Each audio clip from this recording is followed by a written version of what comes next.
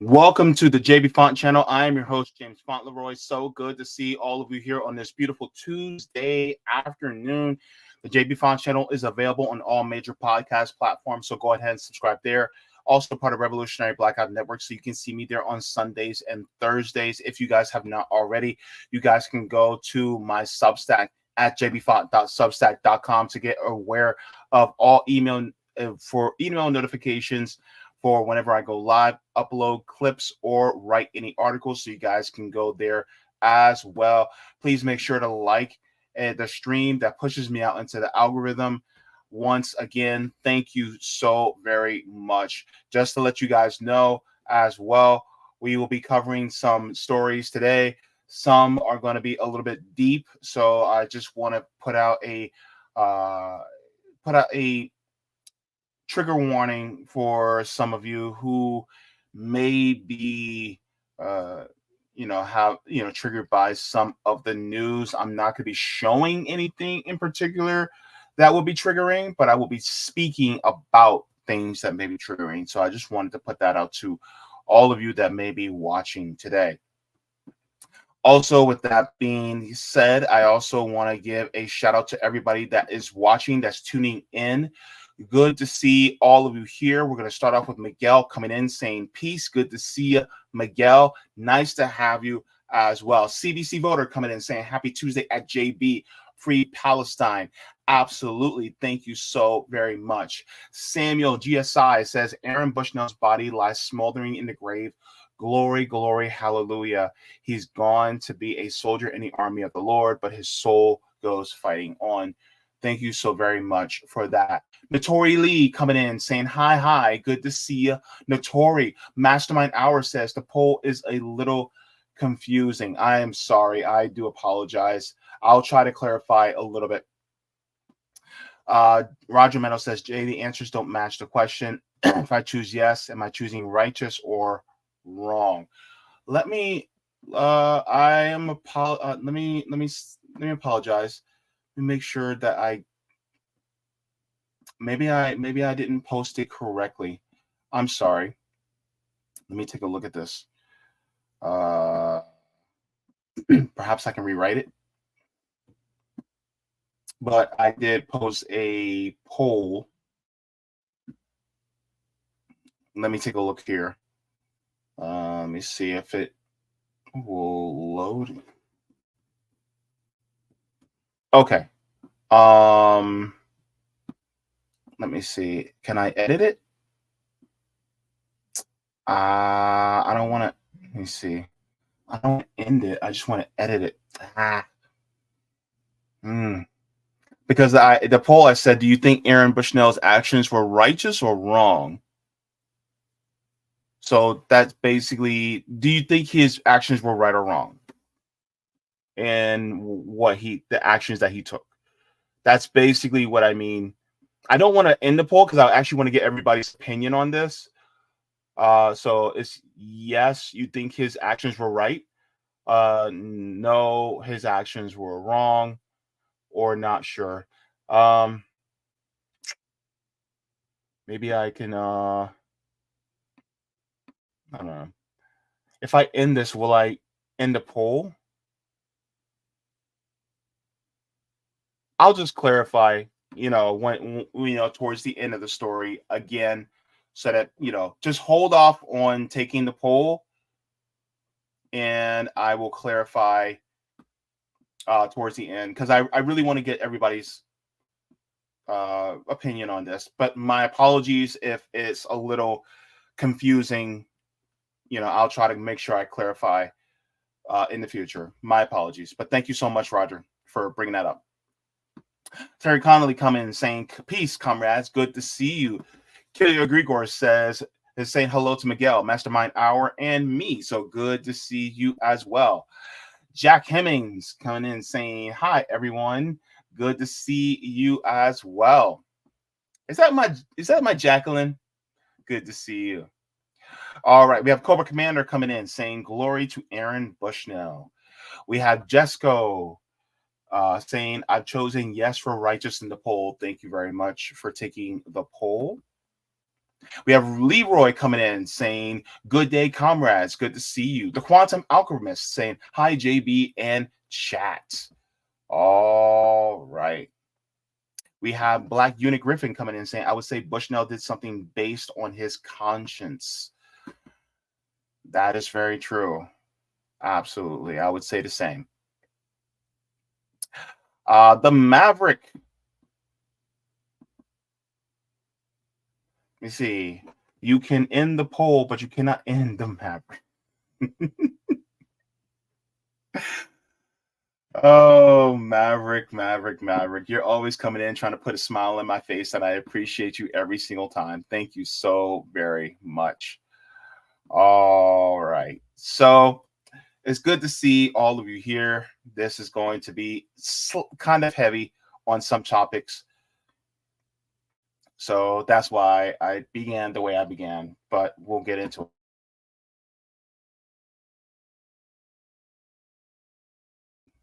And just as an aside, if you guys have not already, I was on Heartlands Media earlier this morning. We also had a really good conversation, Kit and I. If you guys have not already, go ahead and give that a view, because the conversations with Kit and I, we were talking about Joe Biden, basically with them wanting to start World War III. And then on top of it, we also, covered a little bit about Aaron Bushnell as well. But yeah, so if you guys would like to, you guys can go ahead and go there. That was also a really great conversation. Shout out to Kit from Heartlands Media for having me on to co-host for the entire show. That was a great conversation. But thank you so very much for that. So what are we talking about today? Let's get into it, because we do not want to waste people's time. So we're going to be talking about, quote, "I will no longer be complicit in genocide." We're going to be talking about the actions of Aaron Bushnell. I have to be very careful what I say here on YouTube, but we're going to be talking about that. That's going to be a conversation that must be had. And then we're going to be talking about Ireland to Israel. FAFO. F around and find out. We're going to be talking about what Ireland's doing. Ireland is making some moves, or they're trying to make some moves. So we're going to get into that as well. And then our first story is Your Pet Matters More. This is going to be a very interesting story, especially out of Orange County. So we're going to be getting into that right now.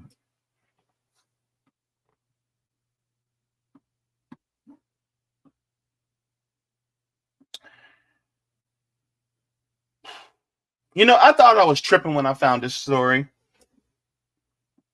I saw this story. I was like, what in the world are they doing in this county? It didn't seem like it was.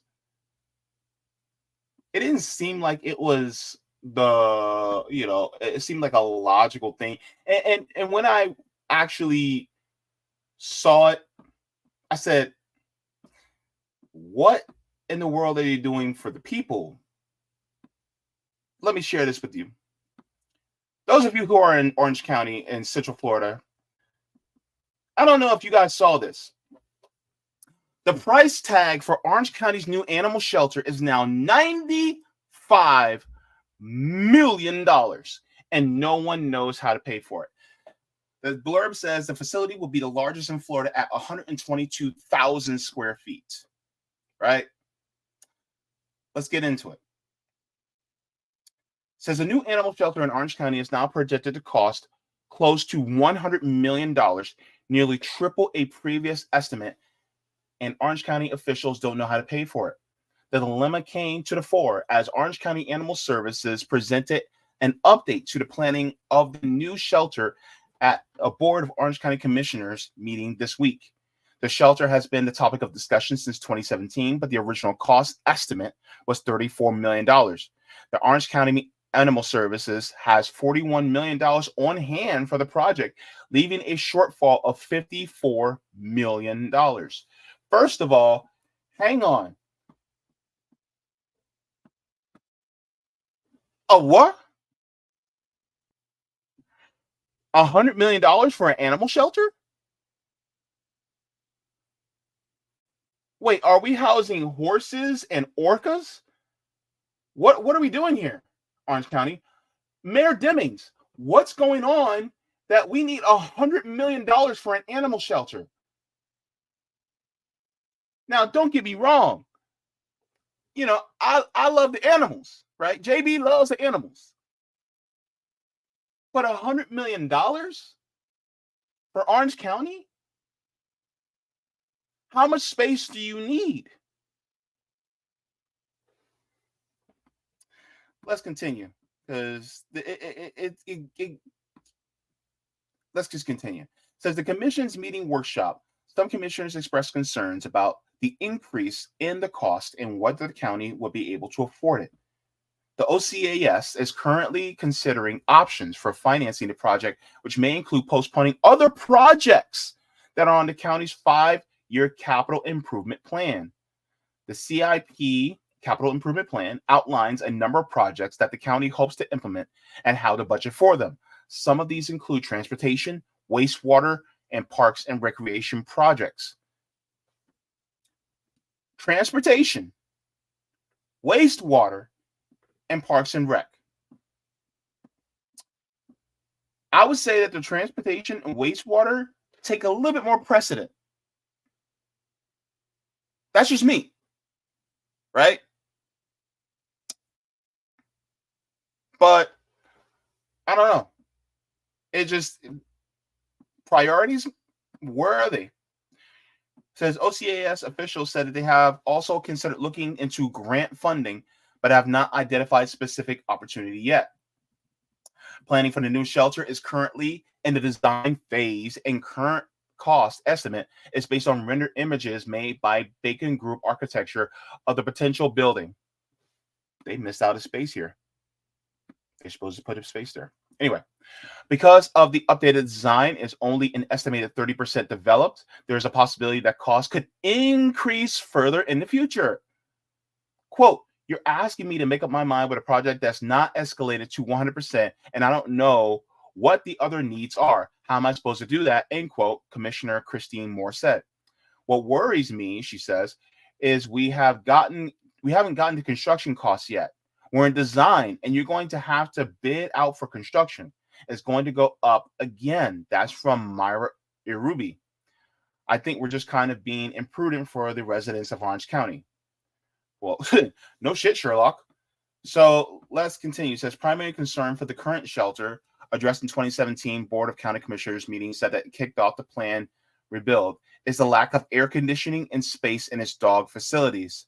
In the current dog building, animals are at high risk of spreading disease, heat, exhaustion, and elevated stress and anxiety.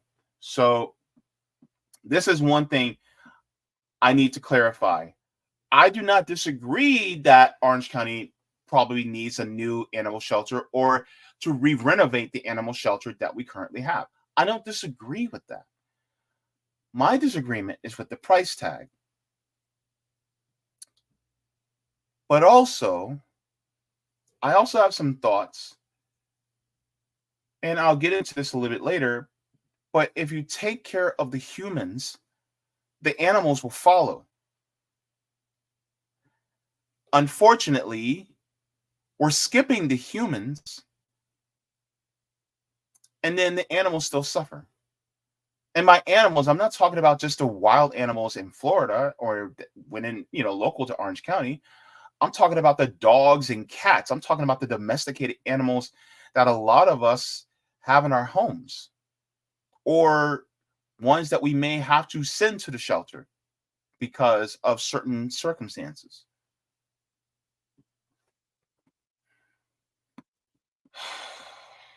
Goodness.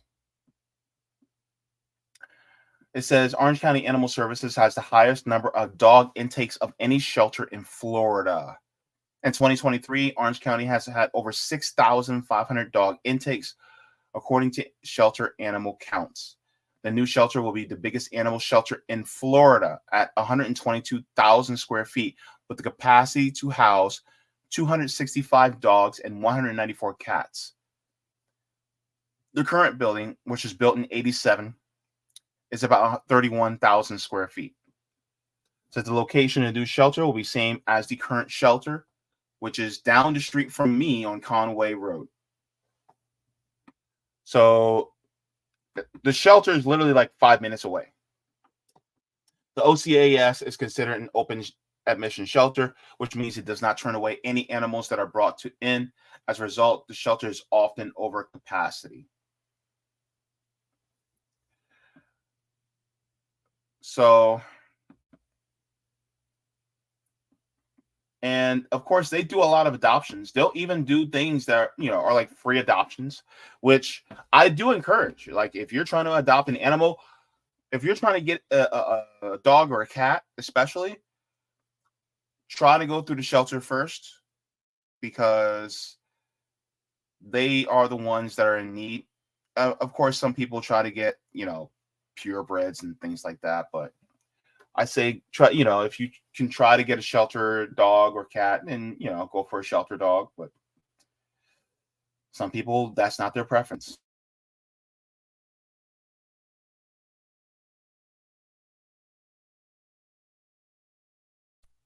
Excuse me. So that is a lot. But one of the things that I wanted to focus on was that $100 million price tag. That's a lot. So I decided to look deeper into how much is being spent on the homeless population versus the animal population. And TLDR, it's not good for humans. So let's take a look.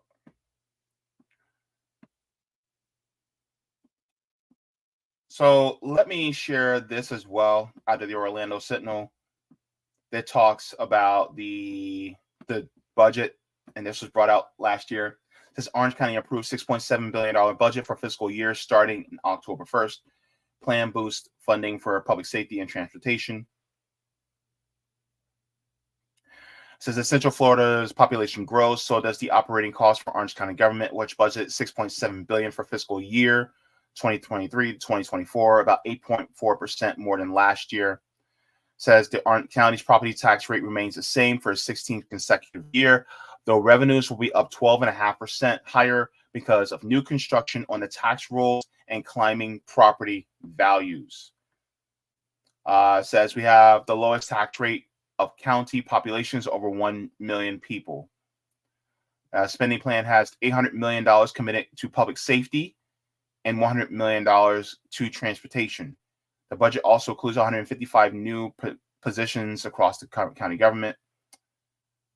And it says 52 new jobs for Orange County Fire and Rescue and 34 more sworn deputies for the sheriff office.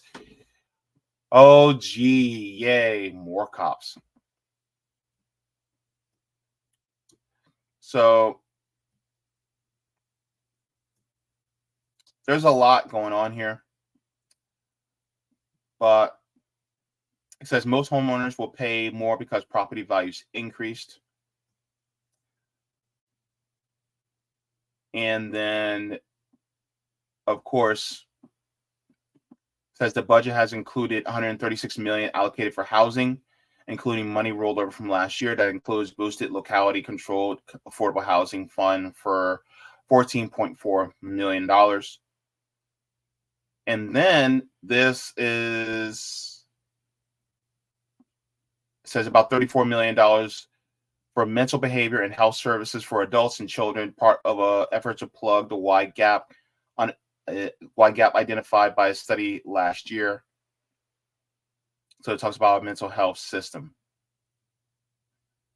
So over $6 billion.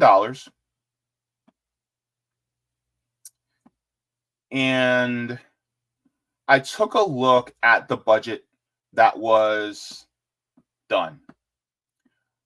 So we're going to take a look at the budget because a lot of people the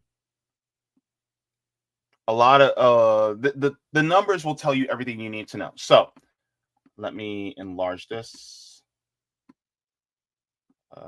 And then move this over. Actually, I can do that. Okay. So I'm going to scroll up just a little bit so you guys can see. So the first column is fiscal year 2021 to 2022. The fiscal year 2022 to 2023, that's the budget. And then fiscal year 2023, 2024, the proposed budget. Now, remember, $100 million estimated just for the animal shelter, right? All right. So let's take a look at the funds for the homeless. Homeless, this is 2023-2024 proposed budget. $28,956,814. You tell me something, tell me what's wrong with that.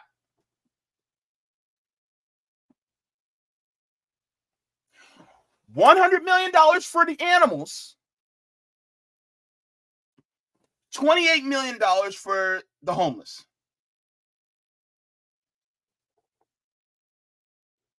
Now, people will say, well, this is just construction for the new animal shelter. And I get it, right?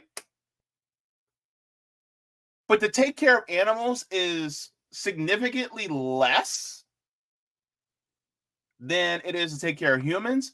And then on top of it, we're spending a chunk, quite a bit less. In fact, this animal shelter will cost almost 4 times as much as we take care of our homeless in this county.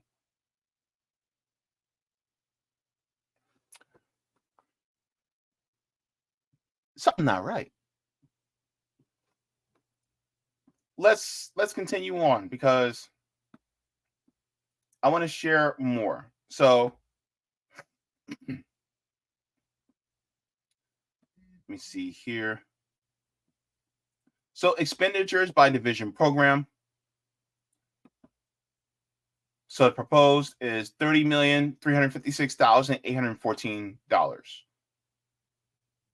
So this is because homeless issues, they couple it with mental health. So the fact is that they couple mental health with homeless issues, which I can see the logic in that.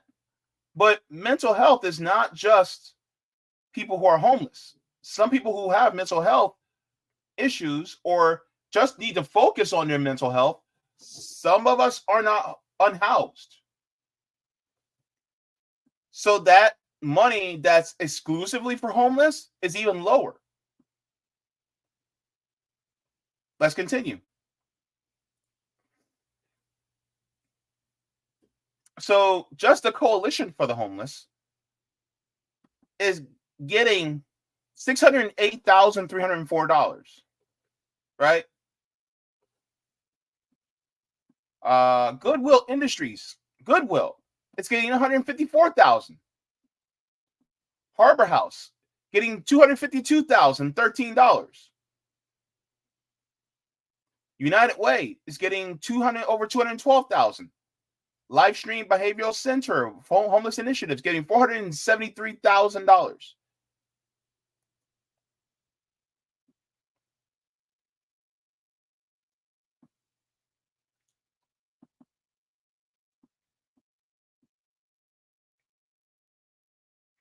Salvation Army getting $75,000.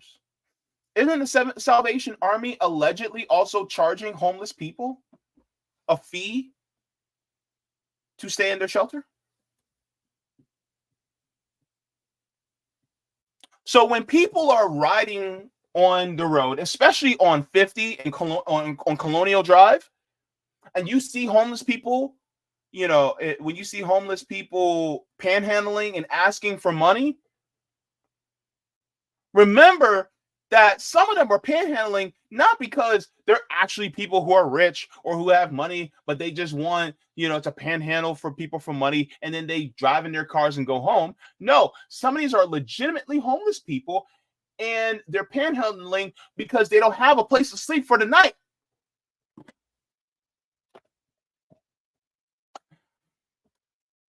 because they literally have to pay, allegedly, Salvation Army in order to stay the night.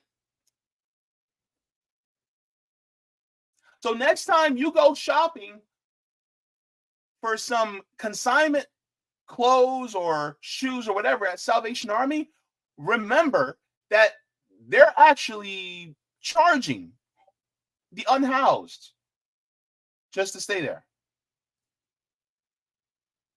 On top of the obligation of attending religious services and things like that.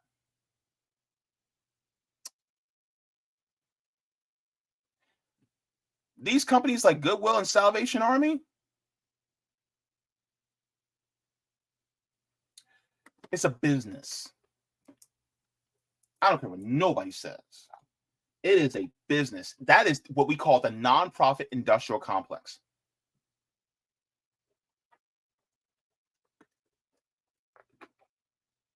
It's not actually about care for the people.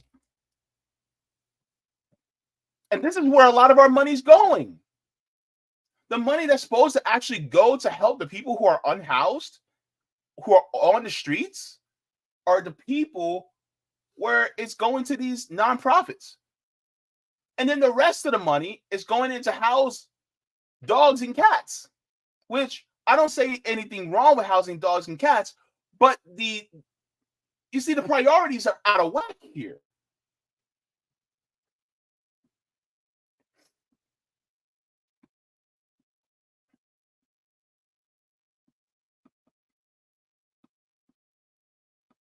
And then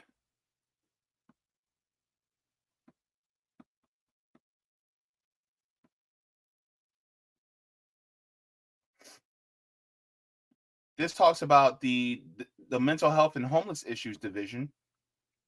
Ooh, wait, hang on.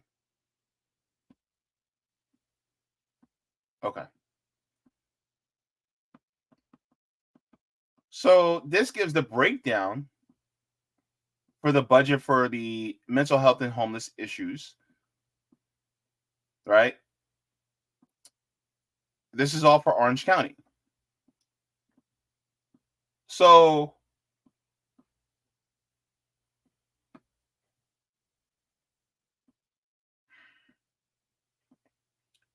when you look at this, price tag for the mental health and homeless issues is $28.9 million, with a comparison of $95 million for animal shelter.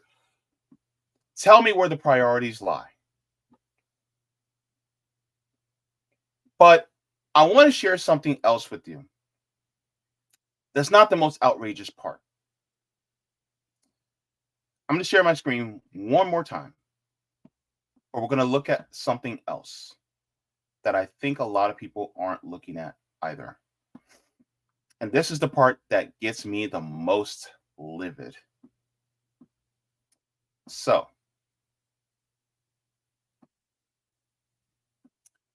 I want to direct your attention up for the proposed budget. I want you guys to look at this proposed budget of 2023-2024. Look at what this is. What is costing us $344,659,805? That is the Orange County Sheriff's Office.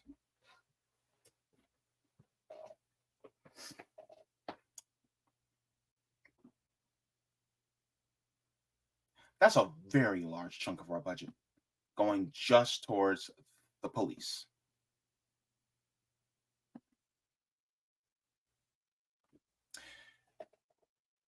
Isn't these the people that knock on your door when you're being evicted? Remember, evictions are actually up in our country. Who are the people that force you out of your home? Is it not the Orange County Sheriff's Office? We give more money to them to protect property than we do to shelters to help human beings.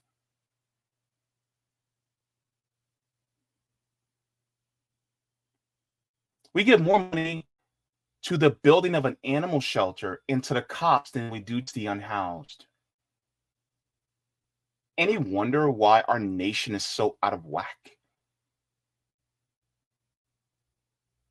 So, out of $6.7 billion, which is the official budget for the fiscal year 2023-2024, that's a huge amount of money that we're spending. And it's not necessarily going towards the most disenfranchised and a lot of times they'll say, well, we're giving something, and it's like, you can give me crumbs, but just because you give me crumbs doesn't mean that it's actually good enough.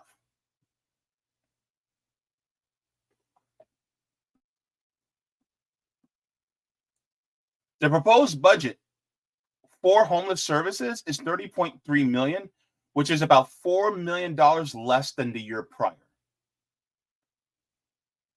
Now, instead of putting all this money into police and animal shelters, can we shift our priorities a little?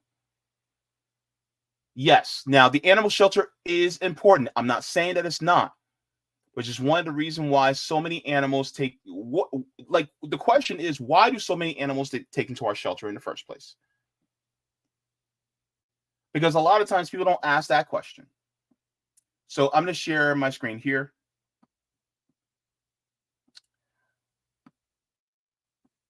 Because I think this is also an important part of the piece of the conversation.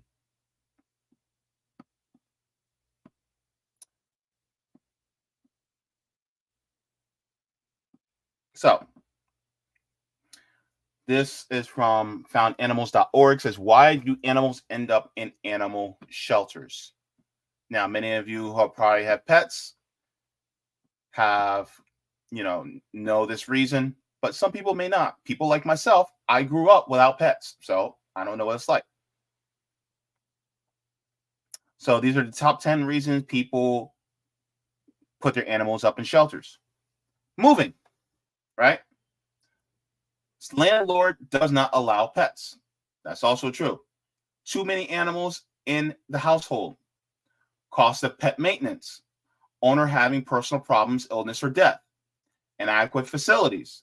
No home available for litter mates. Basically, litter mates being your pet has babies and there's no room for the babies. So they have to get rid of either, most or all of the litter that's birthed, by basically having no time for pets, pet illnesses, and biting.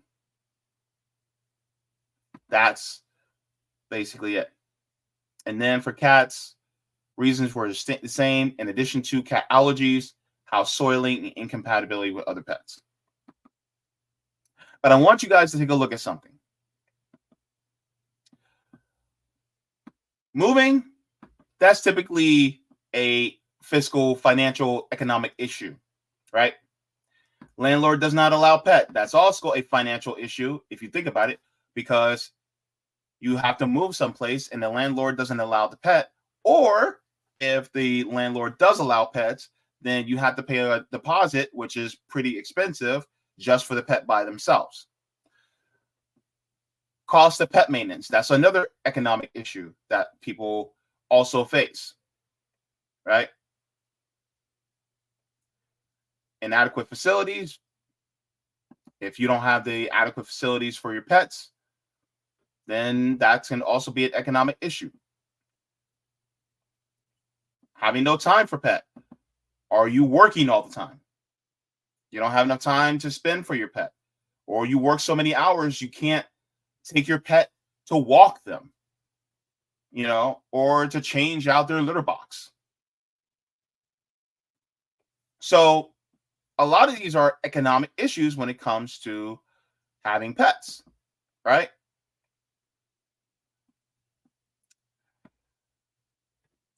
Looks like the financial ability to take care of a pet is the main driver here. So here's my point. As the homeless rate rises, don't you think that the rate of pets needing shelter will rise at a commensurate rate?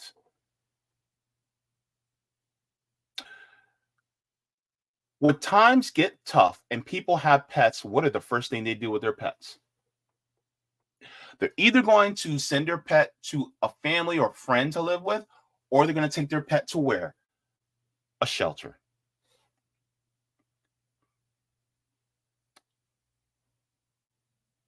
Most people are getting to a point where they can't even afford a pet these days.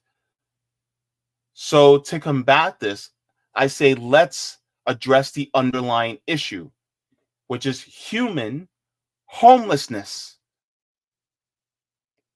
Now, on RBN on Sunday, I talked about how the Supreme Court is going to hear and rule on a case that could effectively criminalize homelessness on a national scale.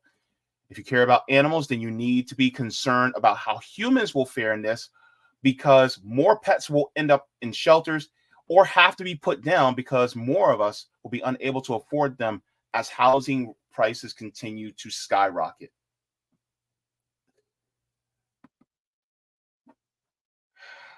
The answer is a housing first model instead of what we have here. So, a message to Mayor Demings: let's focus on the people first so that we can help the animals.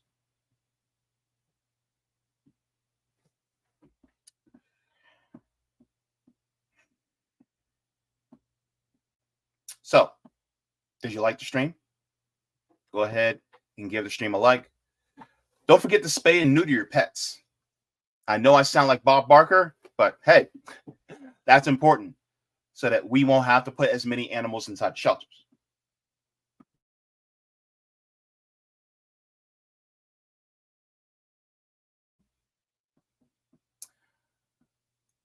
So let me go to the chat really quick, and we will talk about this, and then we'll move on to the next subject.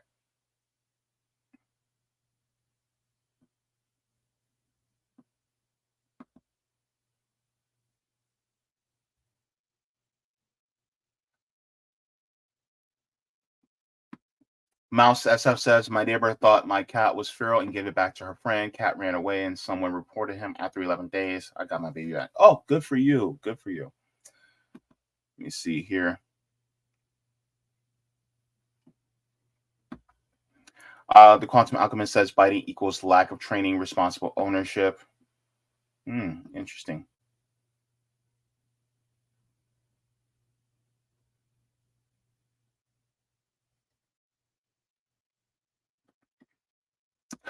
Devitt Manson says, how many Secret Service were bitten by Biden's pooch? 8 or 12 incidents.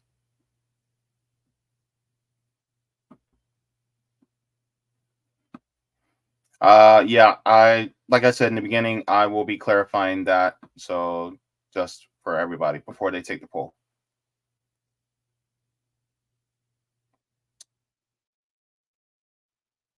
Let's see. DC says, no, my pet's well-being becomes before mine. Agree to disagree.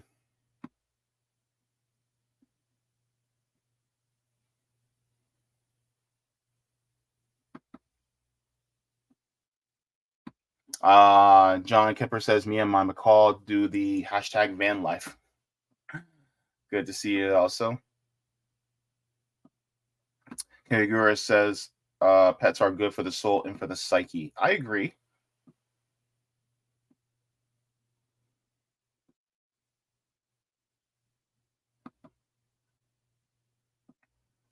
Black Unit Griffin says, in Massachusetts we have pet food banks. My husband found them for our cat. My cat was a rescue cat no one wanted from New Jersey, and my stepmom found for us. Oh my goodness, interesting. Wow. Okay. I'm glad you got her.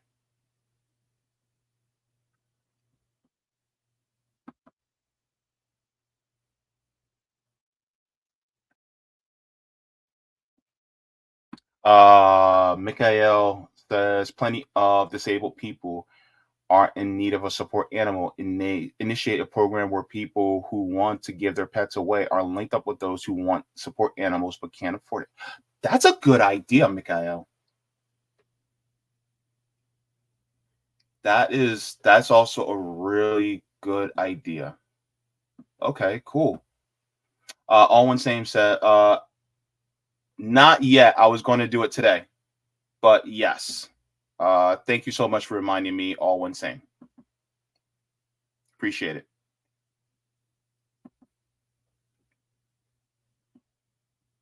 Wesley says there are far more irresponsible pet owners than responsible ones. So yeah, interesting. Hmm.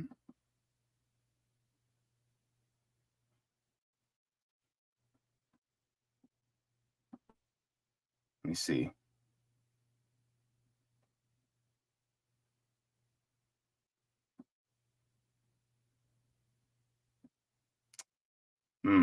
Okay, let me check The Rock, and then we'll get into. Okay, looks like we're good on the Rockfin side.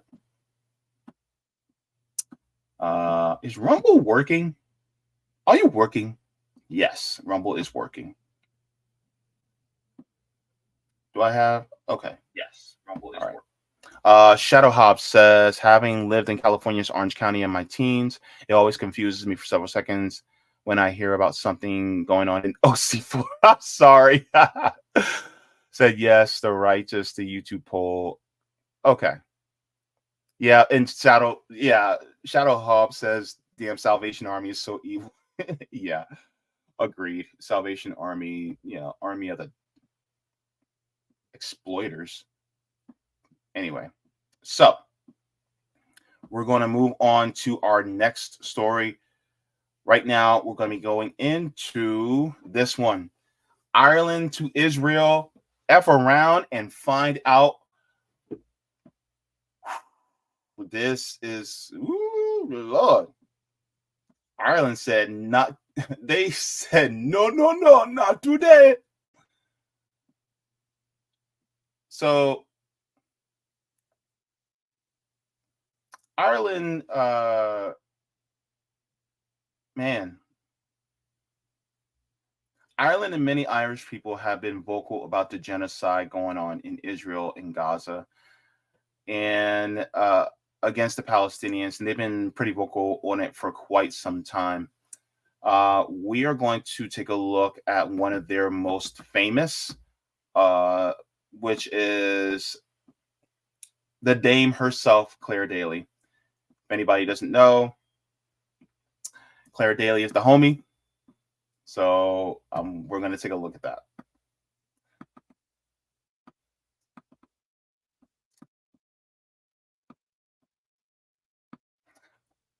So she's talking to Yanis Varoufakis. Varoufakis. I always get his name. I always mispronounce his name. I get tongue-tied all the time. So apologies, but let's take a look at that.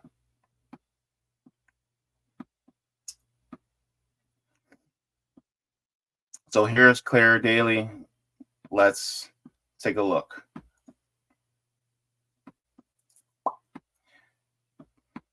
It is my great pleasure to be here with Comrade Claire Daly. Claire, you just gave a speech here in front of this fantastic audience, this rally. Tell us a bit more about it. I mean, look, I think for both of us to be here today from Greece and from Ireland to stand in solidarity with the people of Munich, we know that we represent the voices of the people of Europe who are so disconnected from those in power. The people in power are puppets of the military-industrial complex. They're enabling a genocide in Gaza, and it's very clear that the ordinary people in Europe want no part of that.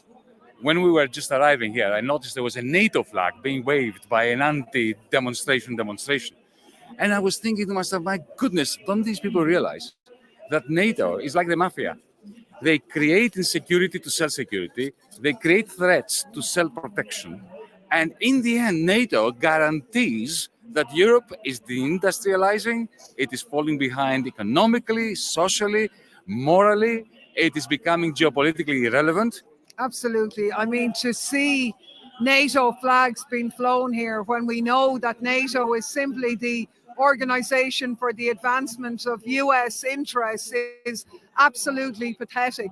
When we have a leadership of the European Union which sanctions ourselves supposedly to undermine the Russian economy, but just succeeds in having the Russian economy becoming the strongest economy in Europe, you know that the lunatics have really taken over the asylum here, and the needs of people in Europe are for cooperation, for enhanced solidarity on all of matters. And it does start with Palestine, because they have been hijacked. They have been the mouthpieces of Israeli genocide. And it is so shameful to see that being done in the names of European citizens when it is clearly so not the case. One of the things that I notice is that it seems like a lot of Europeans, and by Europeans, I'm not talking about the people in leadership and their governments. I'm talking about people on the ground. Europeans, by and large, actually are standing with Palestine more and more every single day. And it's not just the Irish, right? It's also the people in Britain. It's also the people in France and in Germany, Spain, Italy. It is going throughout Europe, and they are expressing their solidarity. Shout out to one of the members of the Orlando chapter of RBN, Sabiha. She said that the governments may be with Israel, but the streets are with Palestine. And that could have never been more appropriately, stated, because that's what we see. And people like Claire Daly and Giannis, they are just expressing what many of us have been expressing. Look at what's going on. Like there's literally going to be another large pro-Palestinian march this weekend. There's going to be many all over the country. There have been daily, because the people are with them. So let's continue. We have a European Parliament election happening in June.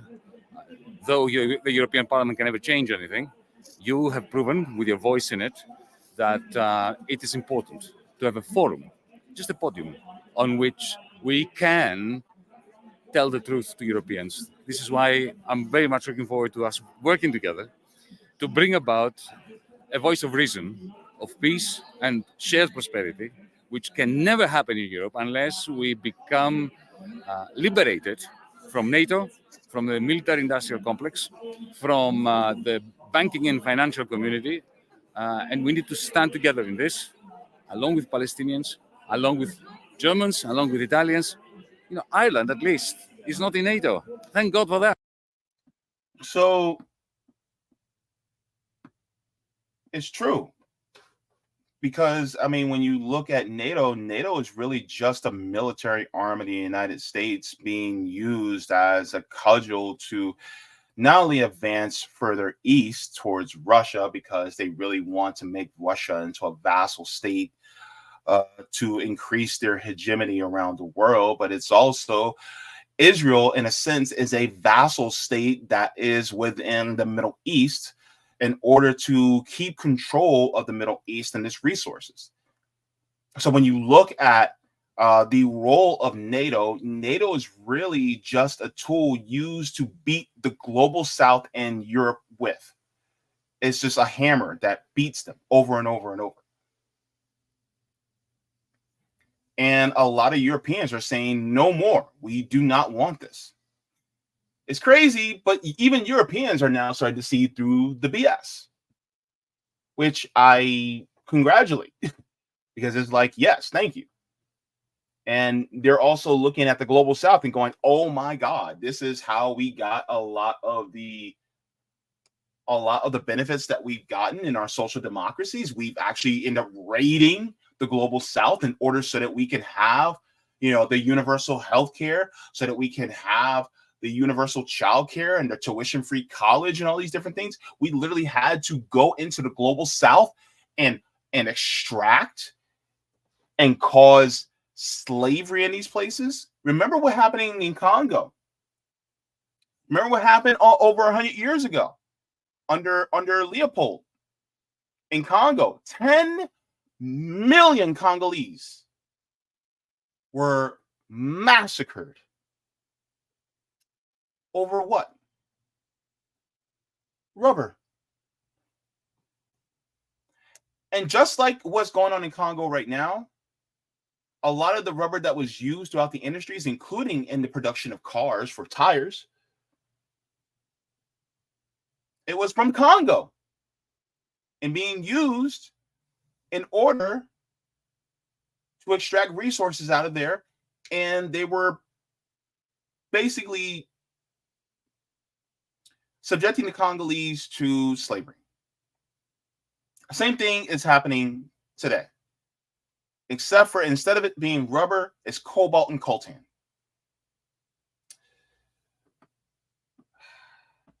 Let's continue. Well, not for much about today. Our Prime Minister, for the first time, is here in Munich at the security conference, something that has never happened before. They say we're not going to join NATO, but Joseph Borrell has made it abundantly clear that European defence now is aligned with NATO. So it may not be in name, but in reality now, they are driving all of Europe into NATO. And that's why I absolutely echo your words. It is so important that as we go into the European elections, I don't know if I will be re-elected. I know that those in power in Ireland are absolutely adamant to make sure that that does not happen. But if I manage to pull it off, I sincerely hope that I am joined by you, Yanis, from Greece, and so many others speaking against militarism and against peace. It is absolutely what Europe needs. Every day I'm contacted by people from Germany, from Italy, from France, who feel their views are not represented in the parliament. So we need people like you there. We need people like others. We need to break through that domination and to reclaim Europe for the people out of the hands of the lobbyists. That sounds like the United States. They're going through what we're going through. It may not seem like it as badly as us, but the grass always seems greener on the other side. And as the bastion of capitalism continues forward, then as you can see what's going on in places like Germany and France, Italy, Greece, the UK continues, it's going to be even more of a breakdown, and it's going to lead to more social and economic upheaval within those regions.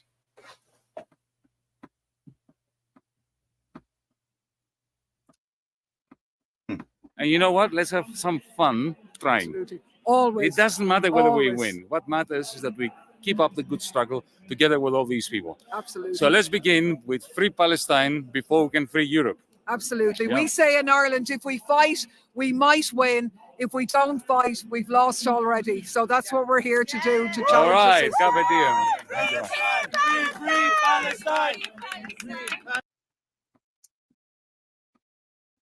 Seeing Giannis and Claire like that, it brings warm feelings. I ain't gonna lie. That's one thing I definitely will say.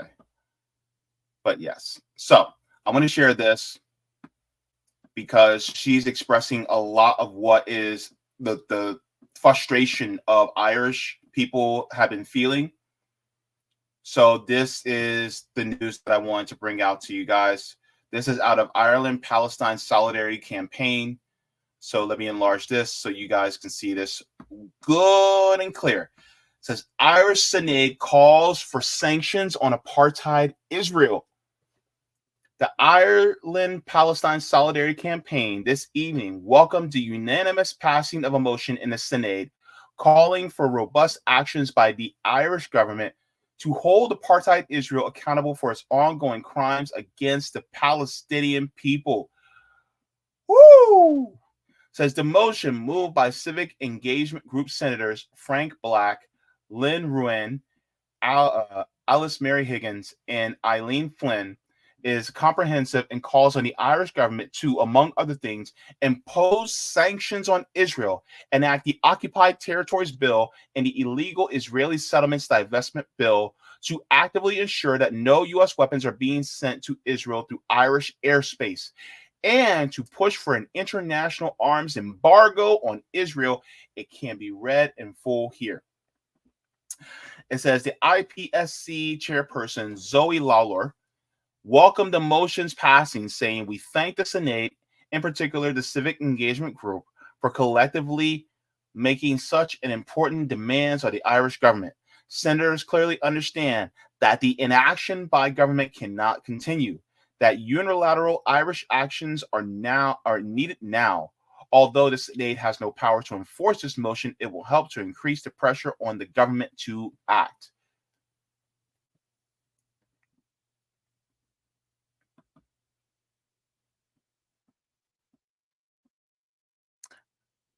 Says Toy Sitch has stated that Israel is not normal liberal Western democracy.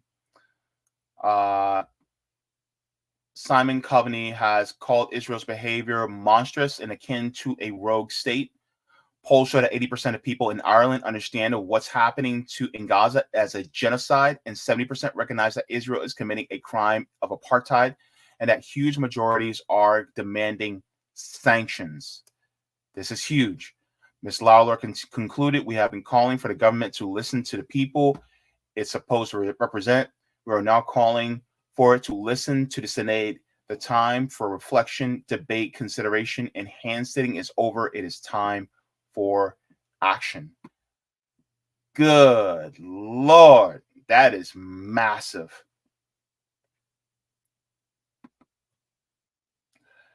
So if you have, if you have any type of doubt that the world stands for Palestine, here's your sign. Here you have a European country pushing for sanctions against Israel and their illegal occupation. They're essentially committing a genocide against the people of Gaza. Now, why are so many Irish people passionate and vigilant about this? I want to take just a little bit of a walk through history as to why they are so passionate about this. Let's take a look really quick.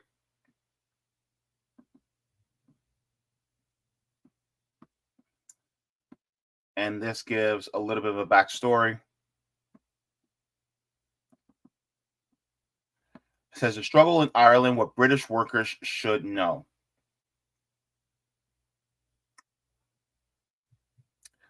I'm going to go down to why has there always been fighting in Ireland. So it says the long history of violence and fighting in Ireland is the history of Irish resistance to English oppression. From the time of the Normans, the Irish refused to accept rule by England and fought to regain their freedom. As British became more powerful and modern nation, its grip on Ireland grew. After the English Revolution brought Cromwell and his parliamentary forces to power, he sent armies to crush resistance in Ireland with extreme brutality.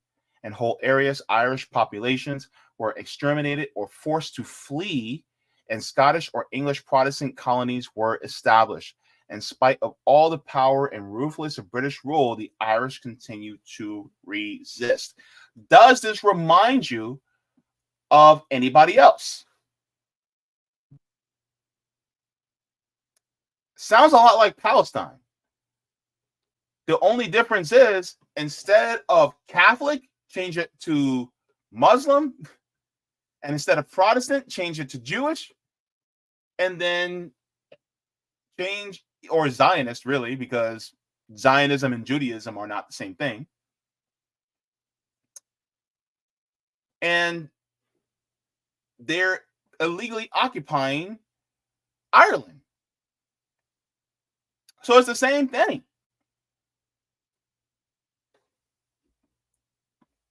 Let's continue. It says, in fact, the Irish have always resisted. Why has Britain bothered to maintain its rule? It says the British ruling class at all times has had two reasons for controlling Ireland and oppressing its people. The first is that the British feared the military value of Ireland to any of Britain's enemies. Britain's rulers from feudal times to the present have feared the possibility of an independent and free Ireland allying itself with their enemies in a war. Why does Israel, why are they afraid of Palestine? Because they're afraid because of the solidarity from Jordan, Lebanon, Yemen, Iraq, Iran. They're afraid of the solidarity that these countries have with Palestine, the same way as they feared, the English feared that Ireland would have solidarity with other countries as well within the region that are enemies of England. So there's a lot of juxtaposition and a lot of one for one that you can actually look at. And this is why the Irish are very adamant about the liberation of the Palestinian people. I'll finish this paragraph and then we can move on.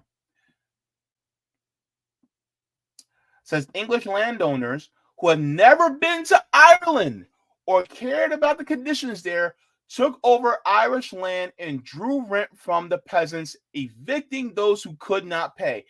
This is settlements. Settlements, illegal settlements, just like what's going on in occupied Palestine. This is why the Irish are like, nah, we see what's going on. When you've been oppressed, when you see it happening to somebody else, you are able to better recognize it. This is just like when a whole lot of people who have suffered domestic violence, they can tell when somebody else is being abused. Talk to Black people. When we see racism, when we can see it, guess what? We'll be like, hey, that's racist. When you're not used to seeing racism, when you're in a position of somebody who's not in that realm, then you don't see it for what it is because you're not used to seeing it. You're not used to being a victim of it. So therefore, it goes right over your head. But talk to Black people. We'll be like, nah, that's racist. That's a microaggression. A lot of times, unfortunately, some white people will be like, I don't see it. And it's like, because you have the luxury of not having to been through it. Some people do not have the luxury, they have the luxury of not having been through the illegal occupation in that way. This is why some countries are just, as soon as they saw this illegal occupation happen, they side with the Palestinians. Some people, they're used to being in a country where they're the victors. And so they don't see it. They just see it as, oh, well, we just took over the land. It was ours. Because manifest destiny. God told us it was ours.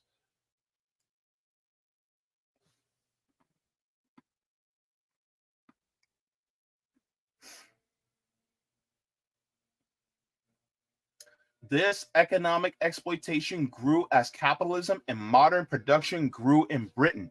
During the Industrial Revolution, attempts to establish industries in Ireland were deliberately crushed by the British because they wished Ireland to remain an agricultural and to be a food basket for Britain. Exploitation. It says during the Great Potato Famine, literally half of the population of Ireland either starved to death or were forced to immigrate. Yet food continued to be exploited to Britain throughout the famine. It is little wonder that the Irish have fought British rule and English landlords. So I'm going to share this in the chat as well. But this gives a backstory as to why the Irish are so adamant about what is going on, when it comes to the Palestinians. This is why they have as much solidarity as they do, because they know what it's like. This is why they want to push sanctions and divestment against Israel, because they know what it's like to be the victims of an illegal occupation and an apartheid state.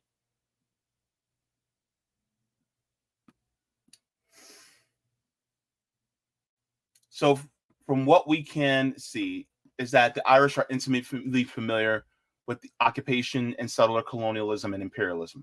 This is why they express zealous solidarity with the Palestinians and many other groups that are enduring the same conditions around the world. In essence, they get it. So I'm hoping that this goes through completely and this slows down Israel in their quest to eliminate the Palestinian people. I hope this gives the people in Gaza some relief. And as I say once and again, free Palestine. So go ahead and give a like to the stream, share, and subscribe for more JB Font deliciousness. Thank you so very much to everybody. And I also just wanted to give a shout out to all the people who are patrons on Patreon. Without you guys, I would not be able to do the work that I'm doing.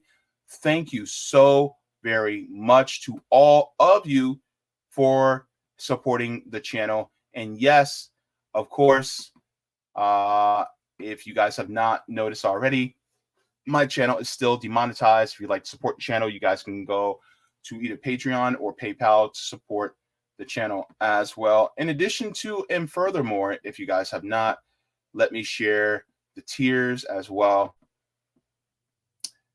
so that you guys are aware of what I have here. So you guys would like to, you guys can become JB members, Solidarity, Comrade, JB Fonters, Super JB Fonters, Super Duper JB Fonters, and Mega JB Fonters. So thank you so much as well. And just a shout out to brand new patrons, All One and Emperor Penguin. Thank you so very much for becoming patrons on Patreon. Let's go to the chat before we go on to our next story. So we're going to go into The Rock.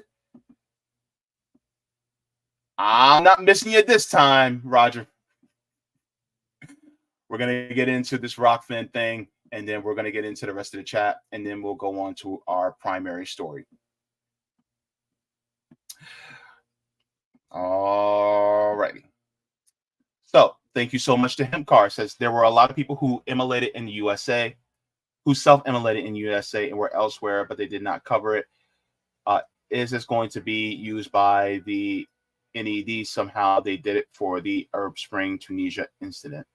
I'm not sure if they're going to do it that way, but it is sad. We're going to talk about the narrative that a lot of these corporate media operatives are painting. We're going to talk about that. Hemcar says, weird. I have an EMF radiation reader, and it says my whole house is twice or 4 times the safe limit. I don't know, but open up some windows. Roger Meadows, thank you so much for the tip on Rockfin. He says, James, we're going to have Peter people come down and rainy holy hell terror on them. We're going to have Peter people coming down and rainy holy hell terror on him. You see a bunch of Karens showing up at this front door in bloody fur coats. Jose vegaing him, yelling at him outside. JB in that Karen voice. Claire just said people from around the world are saying their government is not listening to them. Time for every country to become Switzerland and allow for direct democracy at national level. Thank you very much for that, Roger. All righty, let's go. All One Same says the potato famine occurred because the English stole the Irish food and land. Can we talk about how Israel basically destroyed the olive trees in the West Bank and occupied Palestine? Yep.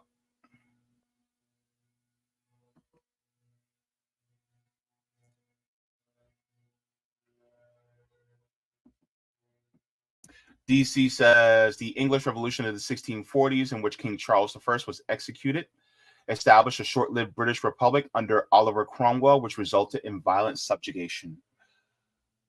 Woo.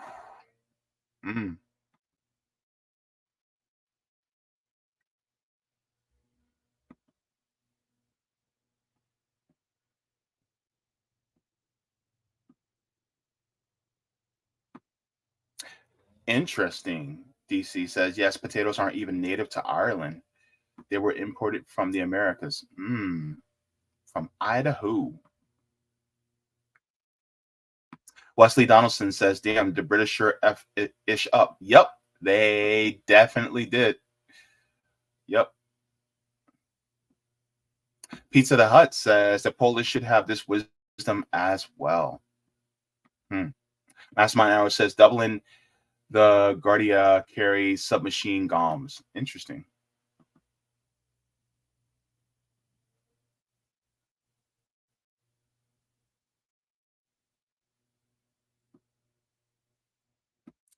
Interesting. Choctaw and Cherokee Nation sent money to support Ireland during the famine. I did not know that.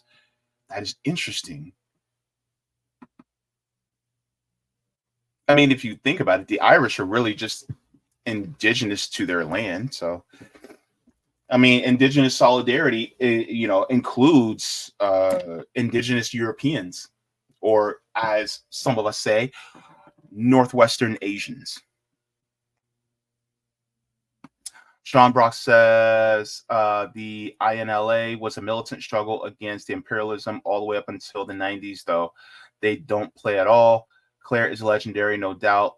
The INLA does not play. Yeah.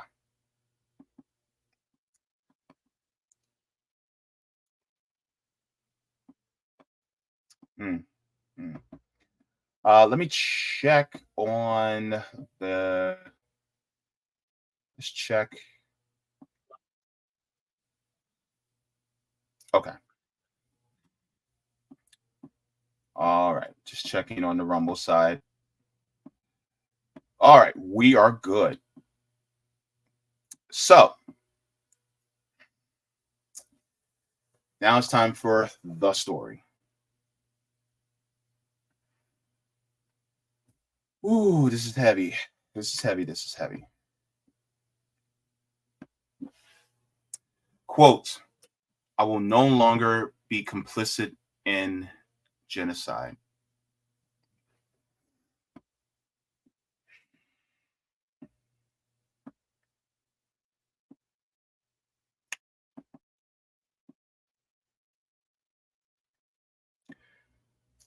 Let me share this with you guys. If you guys have not seen or heard about this story already,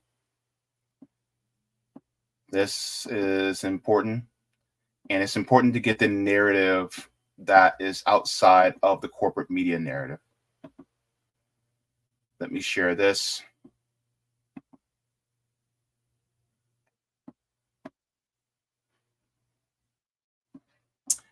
And I want to give a shout out to Colin from the Indie News Network for sharing his photo like this. This is Aaron Bushnell. Aaron Bushnell was a 25-year-old Air Force officer, United States Air Force officer. He was a staunch supporter of Palestinian liberation, so much so that he died for them to show his solidarity for them. This is a tough story to tell because the plight of the Palestinians is linked to the plight of many other people around the world, just like the Congolese. I was going to share the beginning parts of this video, but because of some channels getting flagged, I will have to talk about it instead of sharing. I wasn't going to share the part where he does emulate, but I was going to share some of what he said. So I will say that much. So, trigger warning to anybody who is watching. If you are sensitive to these topics, I fully understand you not listening any further. And thank you so much. But this is a tough subject. So, one of the friends of Aaron Bushnell, said Aaron is one of the kindest, gentlest, silliest little kid in the Air Force. There is a video that shares it, and when he self-immolates, the video, that part is blurred, just to let you all know. But I just wanted to share that part.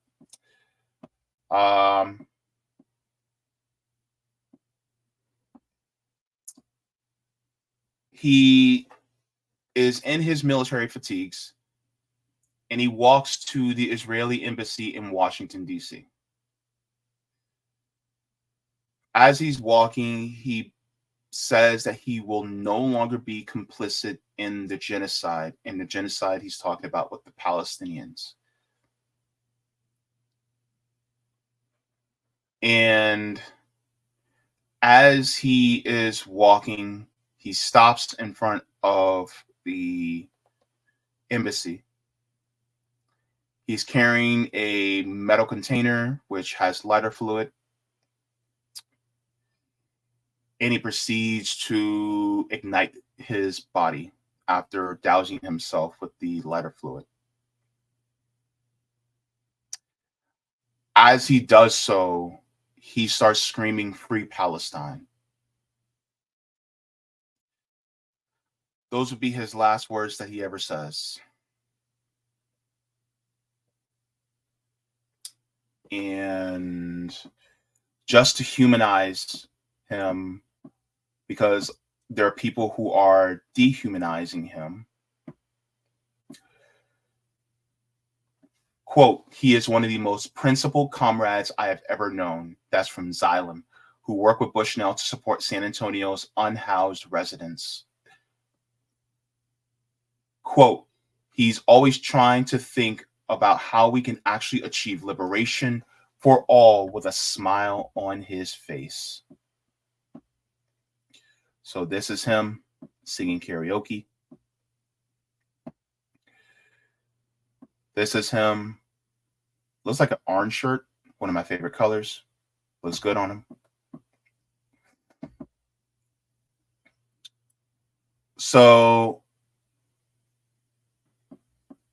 with that being said, unfortunately, what has transpired as he was burning from the self-immolation was that the police who were there pointed their guns at him and told him to get down on the ground. I want you to think about how stereotypically that American that is.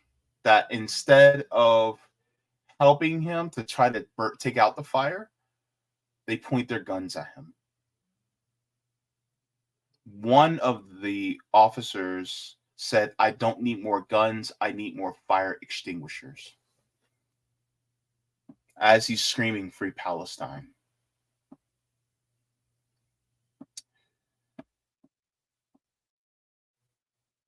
Now,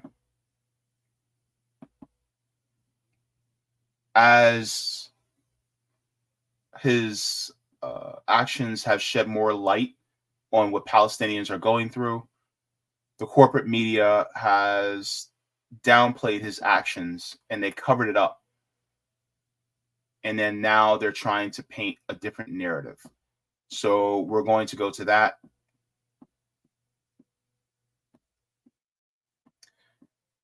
Because that's what corporate media does. So let's go there.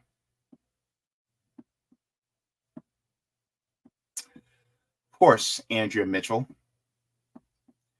Side note, she's the wife of the former chairman of the Federal Reserve, Alan Greenspan. So, Mrs. Greenspan. Let's take a look. We have an update now on a truly tragic incident in Washington, D.C.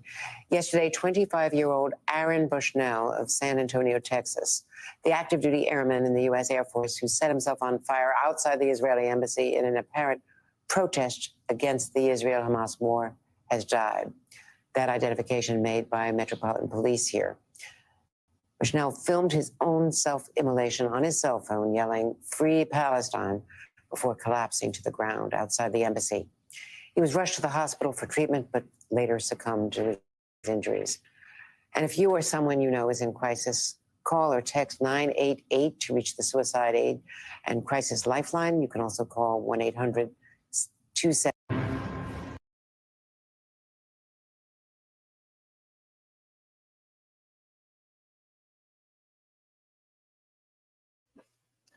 They're trying to paint this as a mental health issue. That's what they're painting it as. That's what the mainstream is trying to narrate it as. Here's more further proof. Now, hopefully, let me share this out of the New York Times. Headline says, "Man dies after setting himself on fire outside Israeli embassy in Washington," Air Force says. Now, you tell me something. A lot of times what they'll do is that they know that people will just read the headlines and then move on. They won't really dig deeply.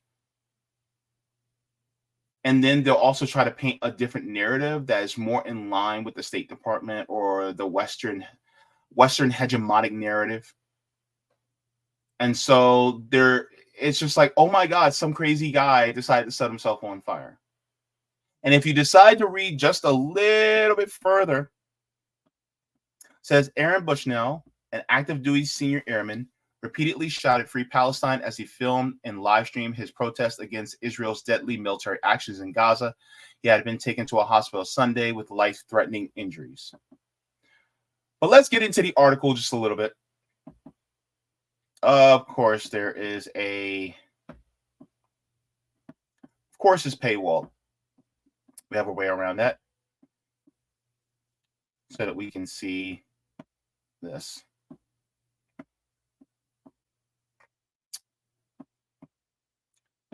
So let me share this.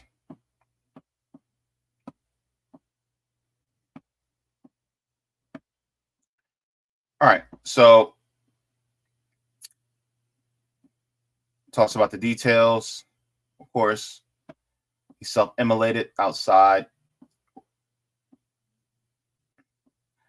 It says Metropolitan Police Department in Washington identified him as Aaron Bushnell, 25, San Antonio.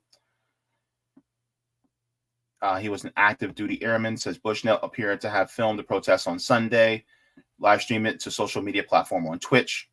New York Times could not confirm who was behind the account that posted the video, so they removed it. But the footage matched the details of the incident released by police. Says he was dressed in fatigues, identified himself in the video as Mr. Bushnell, and calls himself an active duty Air Force officer. So they said his LinkedIn profile, who matched him, says he's an aspiring software engineer and active duty airman for nearly 4 years. His quote, he says, "I will no longer be complicit in genocide." He says, "I'm about to engage in an extreme act of protest, but compared to what people have been experiencing in Palestine at the hands of their colonizers, it's not extreme at all." That's the part where they do not want people to see. They do not want people to hear, because what's going on in Gaza right now is an extreme act of violence committed and funded by the United States and is committed by Israel. That's what's going on. This is what Aaron Bushnell protested against. Let's continue.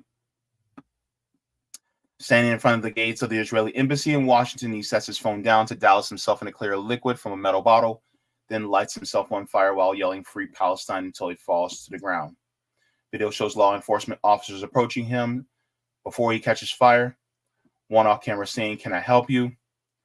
Officers with the U.S. Secret Service were at first to respond. They were there. You see no staff members at the Israeli embassy were injured.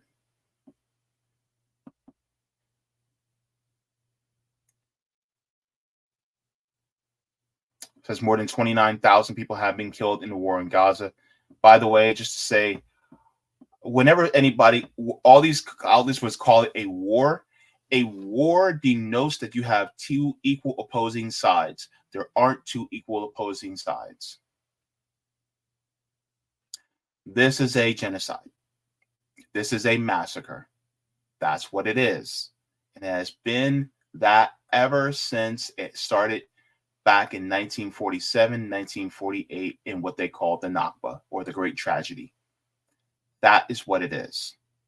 Don't let anybody tell you else otherwise. This is land theft, pure and simple.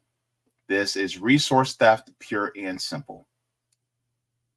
And this is not anything against Jewish people, because Judaism and Zionism are two different things.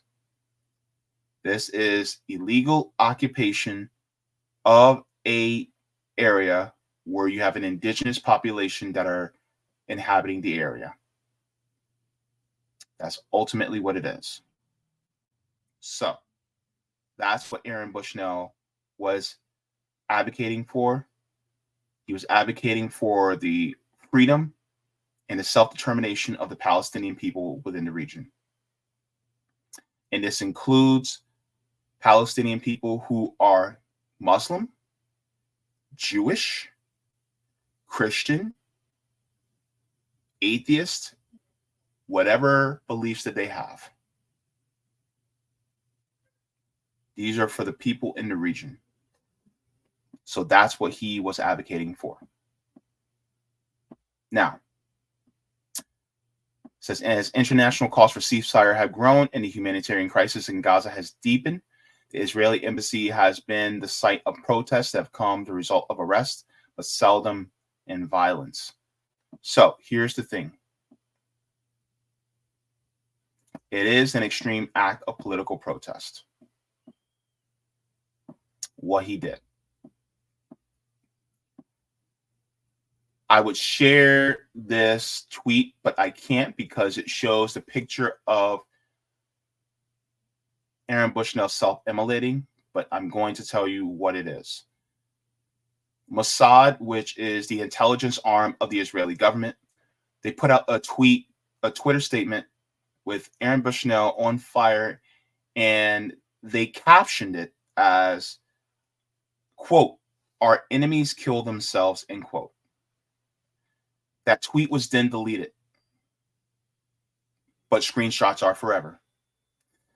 Unfortunately, because of guidelines on the tube, I can't show the tweet.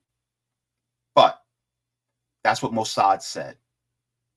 So it shows how heartless they really are, right? But I will show what resident Zionist Laura Loomer said.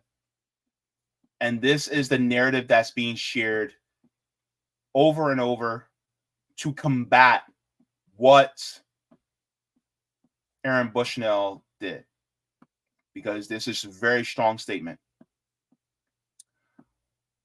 So Laura Loomer says this is what mental illness looks like. Again, they're going with the mental illness route. She continues, says, it's sad to see people are celebrating what this man did when it clearly is severe mental illness. I don't care if he's a veteran. His behavior is unacceptable and dishonorable. There's no honor in supporting Islamic terrorists. Nobody ever said he was Islamic. Nobody ever said he was a Muslim. He never said he was a Muslim. Interesting how she threads that needle. Let's continue. There's no honor in supporting. Okay, she says, F him. She's talking about a service member. It's always, you know what's funny about people like Laura Loomer? It's always support our troops until they say or do something that you disagree with. It's always support our troops, support our troops. Funny how that works, right? They don't actually care about the troops, by the way. She says he's a traitor to his country who lit himself on fire to support And he never said anything about Hamas, by the way. He said free Palestine. That's what he said. Why is she putting words in his mouth? She said Gaza is controlled by Hamas. That is a lie. Why is it a lie? Who controls the water? Who controls the food? Who controls the electricity? Who controls the fuel that goes in and out of Gaza? It's not the Palestinian resistance.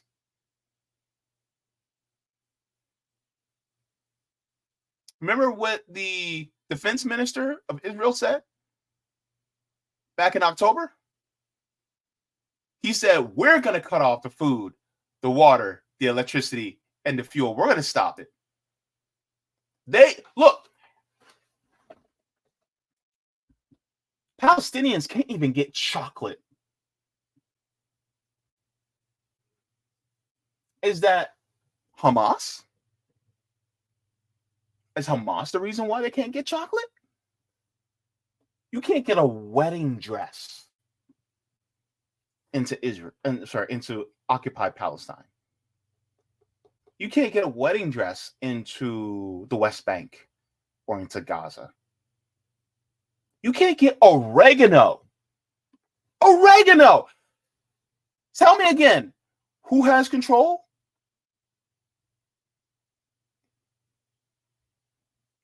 Who has control of Gaza?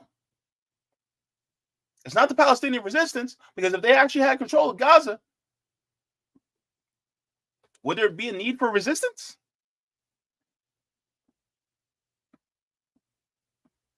Come on, Laura. She says we need to stop supporting people who whitewash Islamic terrorism.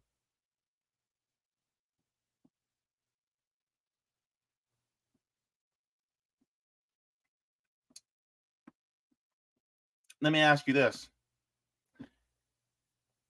Do an occupied people have the right to resist?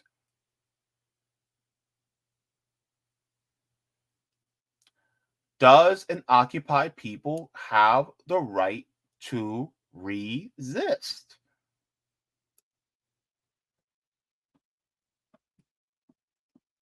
Let's continue. If he wanted to end genocide, he should have asked Hamas to stop killing Jews. Let me ask you again. It is not Jews, it's Zionists, number one. Number two, if it's an illegal occupation, do the people who are occupied have a right to resist? She says there's no such thing as genocide in Gaza. 30,000 dead people would like a word. 30,000. 30,000. What is she talking about?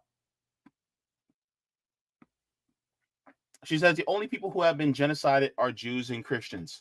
Yes, there have been Jews and Christians that have been genocided since October 7th. They're Palestinian. Palestinian Jews and Christians have been massacred by Zionists.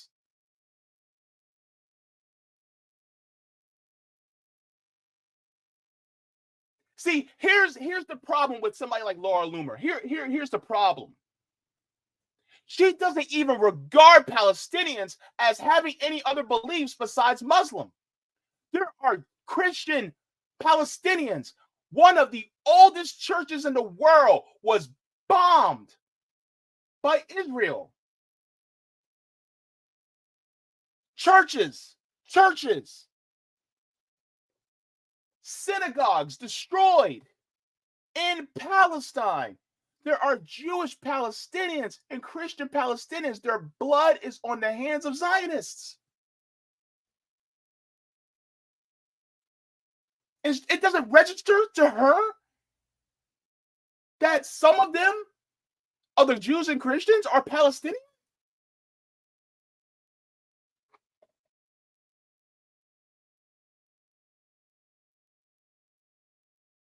Her bigotry is showing.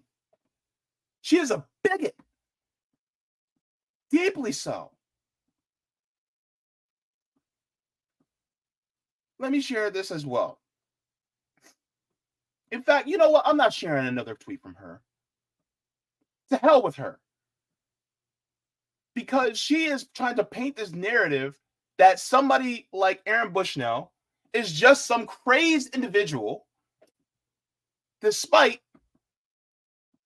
the mental clarity that he actually has into doing what he did. Here's some commentary from somebody who has a lot of very base takes, and I want to share what she said regarding this narrative of mental illness. And I want you guys to see what Imani says.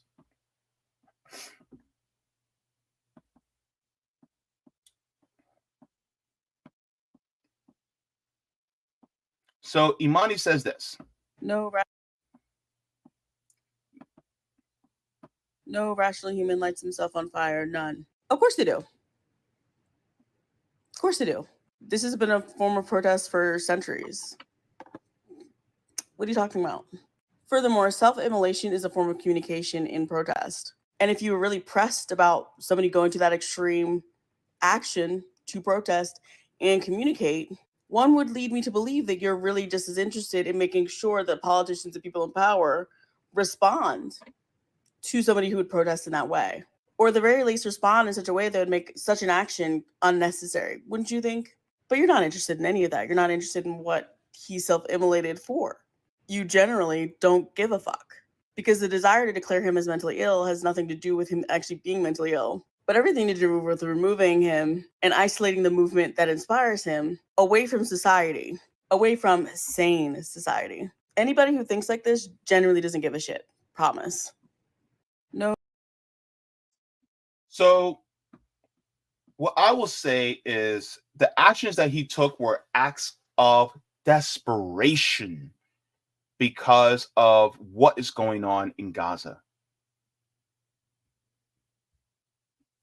Is an act of desperation to put and shine as bright of a light on the plight of a people. That is what his actions were. Because he saw it so clearly that he chose to do what he did. That's what he did.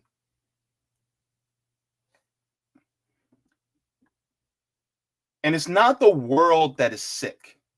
It is the people that put themselves above us that are sick.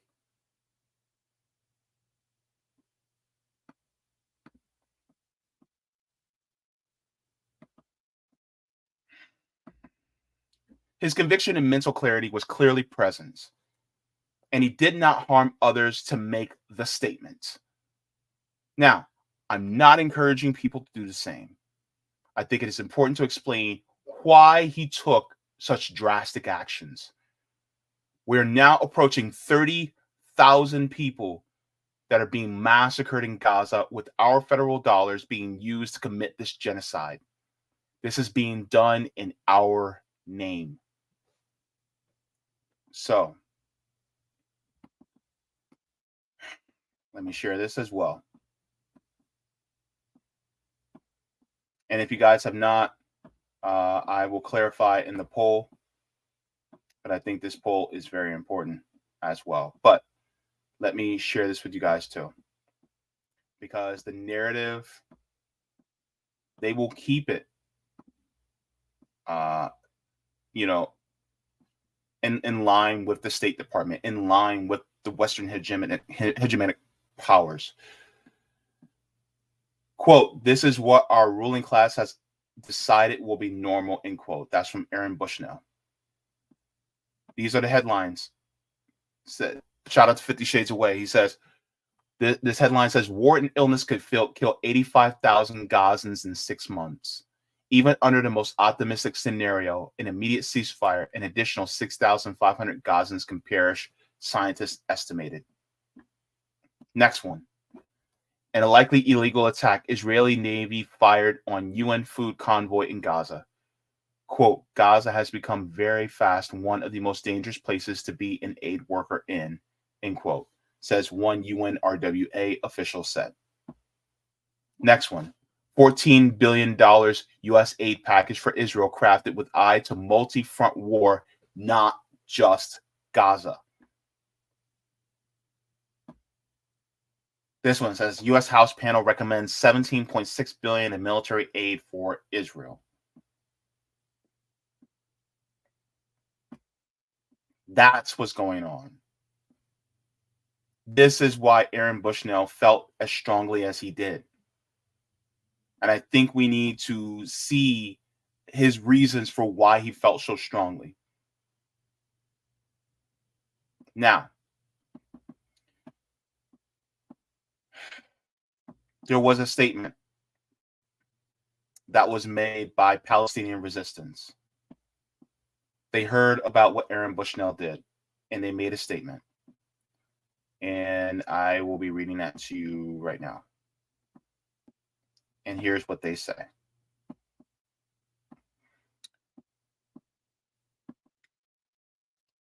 It says, we in the Islamic resistance movement express our deepest condolences and our full solidarity with the family and friends of the American pilot Aaron Bushnell, whose names have been immortalized as a defender of human values and the oppression of the Palestinian people who are suffering because of the American administration and its unjust policies, as well as the American activist Rachel Corrie, who was crushed by a Zionist bulldozer in Rafah in 2003.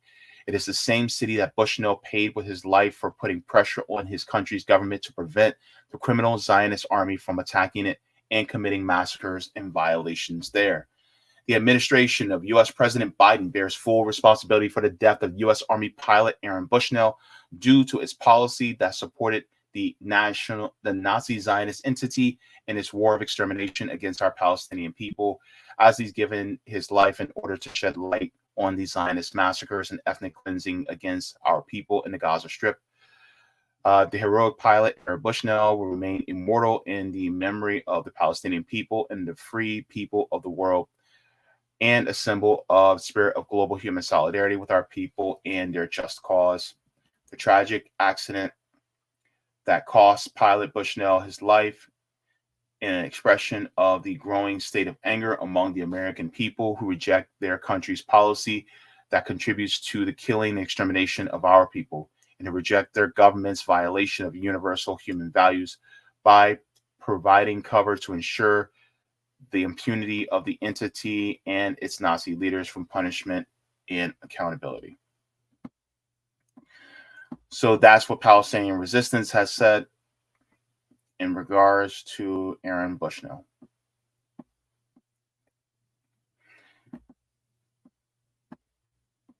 So what do I say? Don't stop speaking out. And for people who say, well, this is way over there, it has nothing to do with us, it has everything to do with us. Our police get trained by the IDF, and the IDF actually uses those tactics on the Palestinian people. Our federal dollars go over to Israel to do what they're doing to the Palestinian people. And when they do it to them, they're going to do it to us. On top of all this, the Palestinian people and what they're going through is just a microcosm of the crimes that Israel is doing internationally. There is a link between what is going on in Congo to Israel as well. So that also has a link there as well. So we need to see that it is not just some foreign people on a faraway land that is being affected that has no bearing on us. It has a huge bearing on us. It has a bearing on us for how we fare here at home. As somebody who is for reparations, for those of us who are descendants of enslaved people in this country, the money that could go to us having reparations is actually going to Israel and Ukraine. And make no mistake about it, if you are Jewish, the United States government doesn't care about you. Why? Because they are sending money to Nazis in Ukraine. If they actually cared about you, they would not be doing that.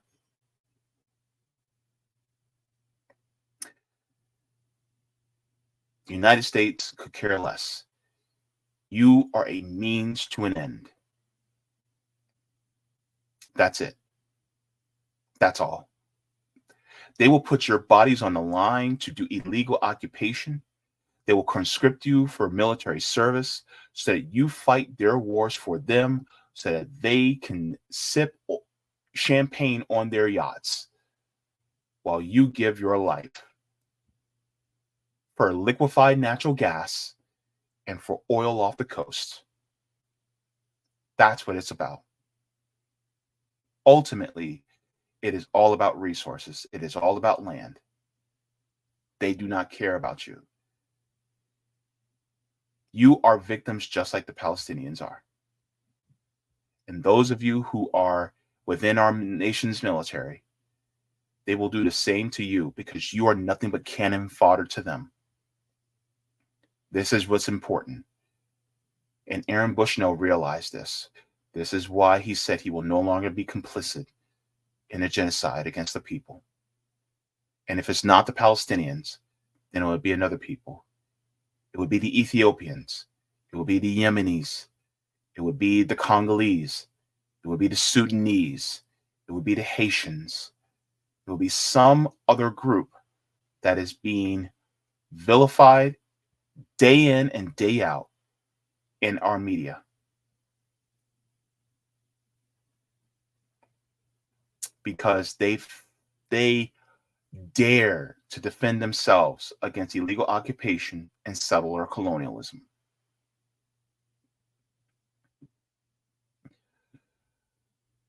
What can we do? Do what you can in speaking out. Share the facts of what has been happening for over 75 years. Educate yourselves on what is going on and how it happened. I recommend to listen to journalists who are keen on the issues. You have Aaron Mate. You have his father, Dr. Gabor Mate. You have Max Blumenthal. You have people like Dan Cohen. You have journalists like Abby Martin. And in fact, Abby Martin has a documentary out about Gaza fighting for freedom. It is free online. You can go ahead, Google it, look it up, watch it with some friends. There are books that are written. You can look up to people like Miko Peled, Norm Finkelstein, people like that, who have written articles and have came on and talked exhaustively about what's really going on there. Do not let yourself be swayed by the narrative of the West.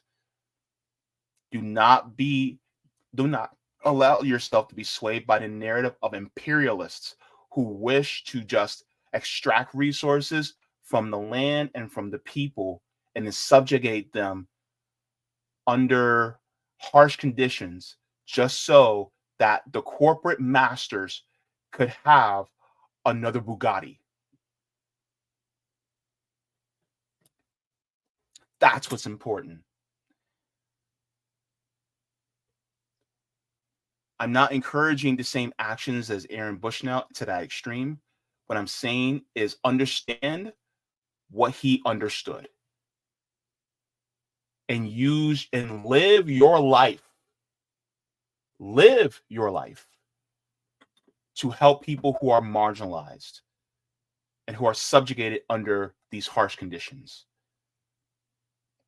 Use your life to live as long as you can to fight for liberation of all peoples.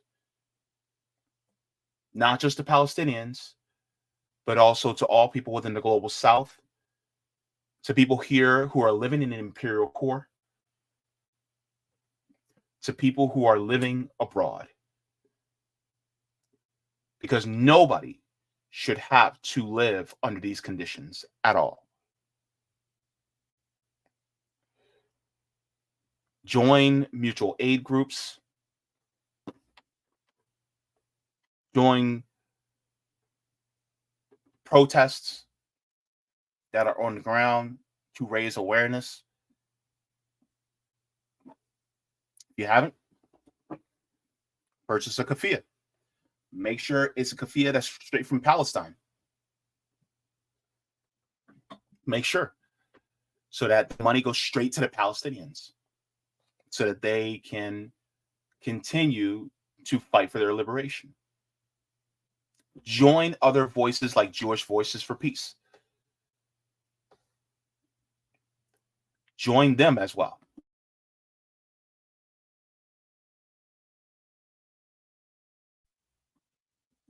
I had on my dear Jewish sister, Gaijin girl. She's speaking out. Join voices like Medea Benjamin, Lee Camp, Eleanor Goldfield, Katie Halper. These are Jewish voices that are also speaking out as well. Many Hasidic Jews that are constantly speaking out against the illegal occupation. They get it too. They see. Do not follow the narrative. Side with the people who are oppressed.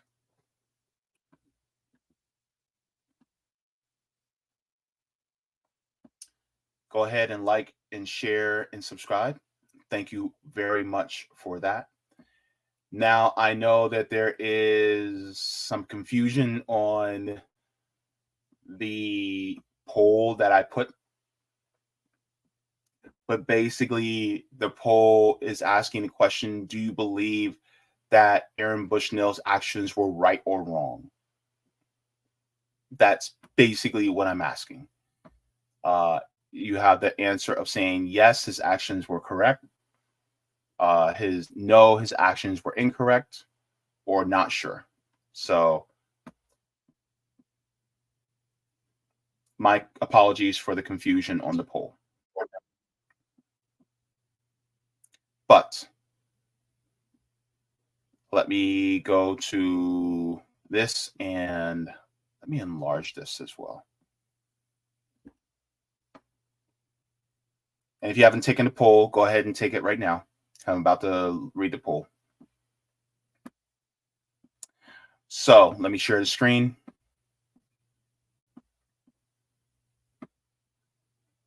So this is out of 102 votes. Do you think Aaron Bushnell's actions were righteous or wrong? 86% said yes, his actions were right. 5% said no, so you do not feel his actions were right. And then not sure was 9%. So thank you very much. I'm going to go to the chat and we will see what you guys are saying.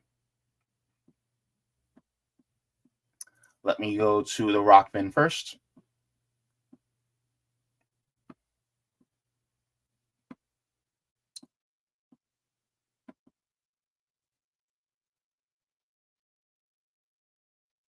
Oh, sorry. That's the wrong one. I forgot to delete that. All right. Oops, sorry about that. Let's go here. There we go. All right. So Hemcar says it's pretty sickening. These people consider the lives of animals more important than Gazans and all else they quash. Hitler was a vegetarian too, I heard. Probably same Nazi. Chomsky said we copy their manuals. In hegemony or survival. Thank you very much for the very generous tip on Rockfin Hemcar. He says, thanks for your work. I think this leaflet is the quickest and easiest way to convince people they need to care about Gaza. I wish we had a growing movement of people projecting the video of war, shaking bomb babies in Gaza and government buildings, schools, and malls with their representatives. Number to call and link to donate to Gaza. All right, so I will share this link into the general chat. Oh, this is interesting. BDS flyer. Okay. Okay. Thank you so much for that, Hemp Car. Appreciate it. I'll make sure to share this into the chat as well.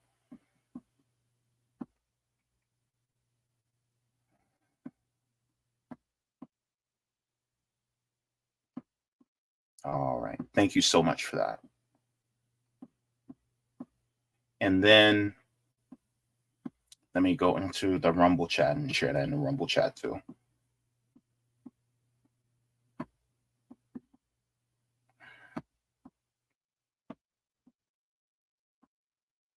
All right. So next up, Hemcar says, Rice is crazy to self-immolate to save the innocent children, but it's honorific to kill, burn, and be killed and possibly get burned for global corporate interest. Burning children with napalm and whiskey and mutilating babies beyond recognition with depleted uranium isn't crazy or sick or anything. That's another good point, Hempcar, because we will sit here and we will say, you know, we will advocate or we will make excuses for the massacres of people, and yet what somebody does what Aaron Bushnell did, and somehow it's wild to them, but yet they will make excuses for our government doing it to people who, you know, it's crazy.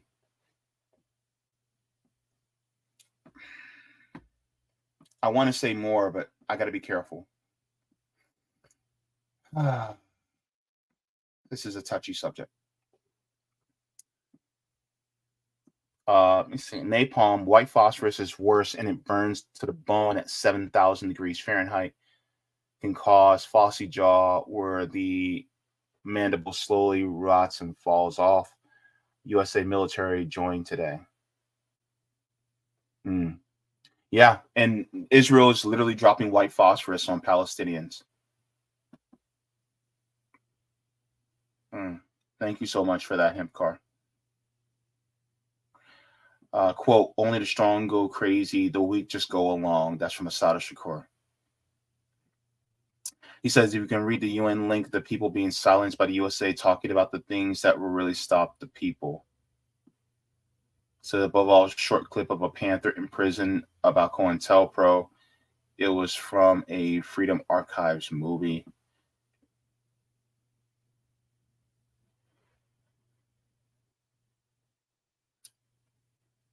Yeah. Says how many wounded veteran and soldiers are burned are there. Thank you so much. Let's go to the chat.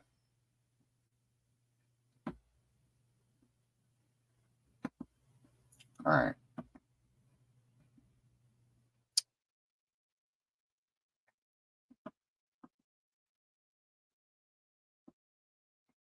DC says, can't you see their lives are just like yours, an unturned stone, an undiscovered door leading to the gift of hope renewed, eternity for you. The masses of humanity have always had to suffer. Thank you very much. Desert Man says, I buy bars of soap from a Palestinian cooperative. The bars are made in Nablus. Desert Mantis, can you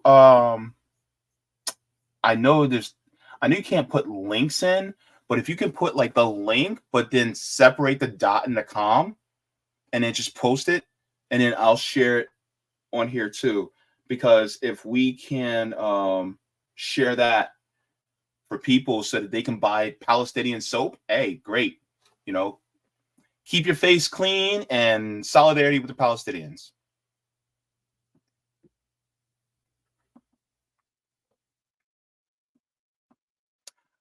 Paul, thank you. Thank you for this. Paul says, join your local pro-Palestinian group. They exist in most cities. Yes.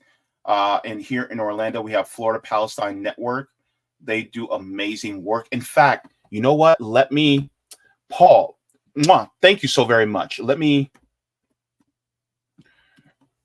share that too, because I don't just want to talk about the bad news. I want to talk about solutions as well. And if we can talk about solutions, all the better. If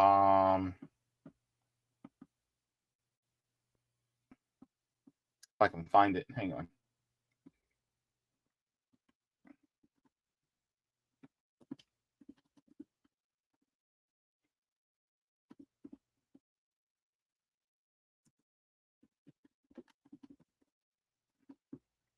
Okay. So I'm going to share this page from Instagram as well. I'm going to take your comment real quick, Paul. But if you guys are in Florida, then I encourage you to look them up and follow their channel. This is Florida Palestine Network. Okay. There are petitions, there are statements. They also are going to be doing a ceasefire rally on March 2nd in Lock Haven Park here in Orlando. It says, bring your white kites, flags, and keffiyehs, and ceasefire now in the genocide-free Palestine. That's going to be this Saturday. Is it Saturday or is it Friday? If it's Friday, that stinks for me because I won't be able to make it. Well, even if it's Saturday, because I have now it's this Saturday. But unfortunately, because I already have plans for a stream this Saturday, I won't be able to make it. God, I wish. But yes, so if you guys have not, let me share the link into the chat so you can follow Florida Palestine Network if you aren't already. I know there's a lot of people who are in Central Florida who follow them already. I know Real Orlando, they're an education and mutual aid group as well. They follow them. I think a few of us from RBN Orlando chapter also follow them as well. Please make sure to follow them. Follow different Palestinian networks as well within your city if you can. Look them up on Facebook, look them up on Instagram, or they could be on Twitter. Just look them up and see about what they're doing in their city so that you can help them out as well. So thank you.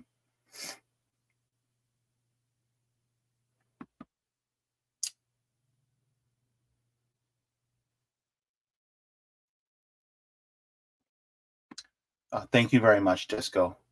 Appreciate it.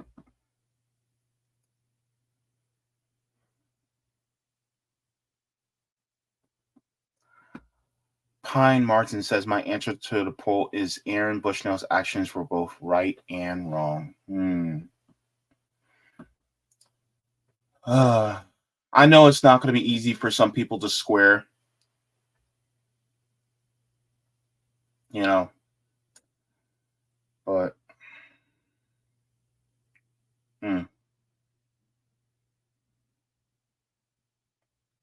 yeah. OBE Direct says, righteous, but darn shame he was driven to that extreme. USA and West will be called to account for their killing machine. Yeah, I feel the same. Yeah. Thank you, OBE Direct. Edward says, I think it's disgusting that a Zionist like Laura Loomer could be so inhumane about not caring about Bushnell died. She's the one with the low IQ. She's a jerk. I'll say that. She is a jerk. Zoe says there are worldwide protests on Saturday the 2nd. find out where they're happening and be there. Yeah.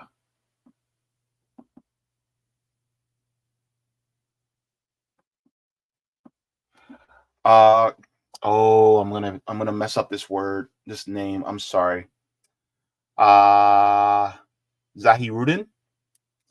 White, South Africa says, my country, South Africa, and the USA are on the brink of cutting diplomatic ties.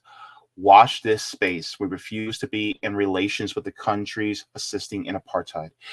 And last week when I talked about Julius Malema, shout out to South Africa, but Julius Malema was actually talking about closing the U.S. embassy in South Africa, which I agree. Like, look, South Africa, if you guys are listening, close the U.S. embassy. As an American, I say close the U.S. embassy, because as long as our government is complicit with this genocide, then diplomatic relations should stop, because the U.S. is flat out of their minds. When I say the U.S., I'm talking about the government officials. They are flat out of their minds, and this should not continue. But thank you so very much. Solidarity with you all in South Africa. You guys have been doing the damn thing. Oh, thank you so much.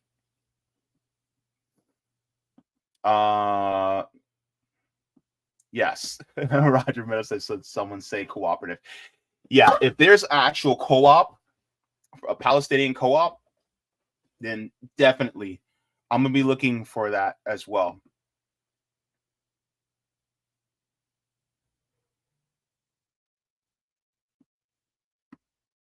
Yeah, I see it either way. You can do co-op or co-op, but it's really more co-op because it's short for cooperative. But thank you.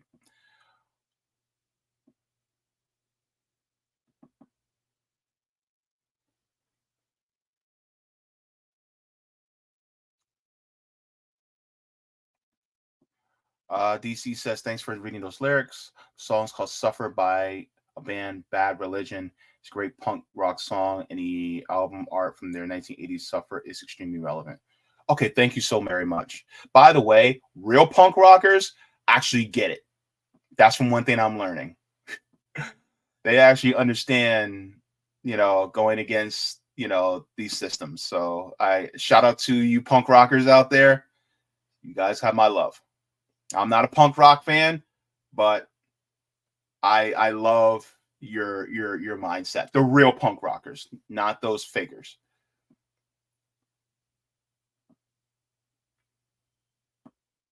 All right. So let me I'm gonna check on the Rumble stream just to see if there's any Airwave says made in Palestine. Oh, here Bowie Kafia's also on Amazon. Now we're gonna skip Amazon. We're gonna go straight to the website. Oh, hey. Okay, let me share this real quick. If you guys have a little extra cash, let me see. All right, so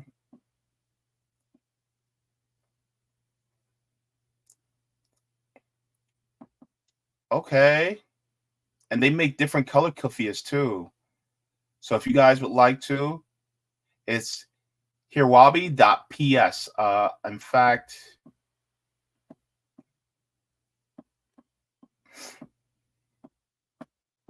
hope I don't get in trouble for this. All right. All right. So there it goes. So you guys can purchase one.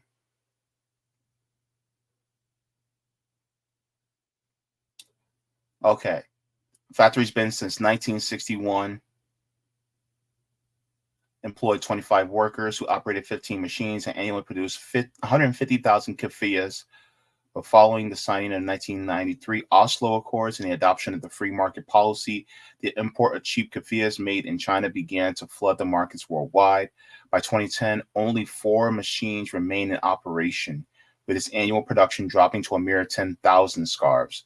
Not one of these scarves were exported since On one hand, overseas suppliers produce mass quantities at a much lower price, and on the other hand, a shrinking Palestinian economy and the Israeli checkpoints and roadblocks created further hindrances to the production and trade for Palestinian small businesses. Since 2010, several international media have written about us, warning that the production of original Palestinian keffiyehs risks disappearing. This raised awareness around the world and led international resellers to start purchasing our keffiyehs for their shops, for political activities, or some fashion designers to use our keffiyeh fabrics in their collection. In 2012, we started a cooperation with the MadeInPalestine.de, with whom we launched keffiyeh.org, an online shop based in Germany, which sells our keffiyehs to private customers worldwide. Thanks to this initiative, sales are increasing and we can make 4 hirings in the first time in 20 years.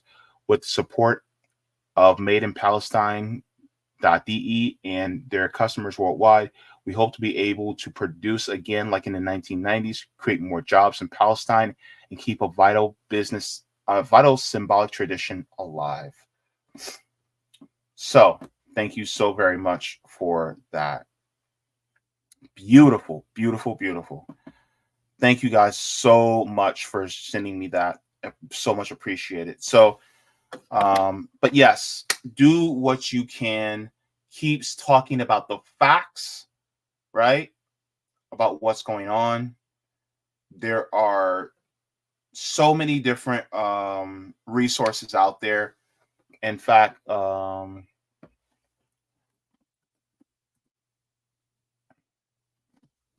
me share this as well.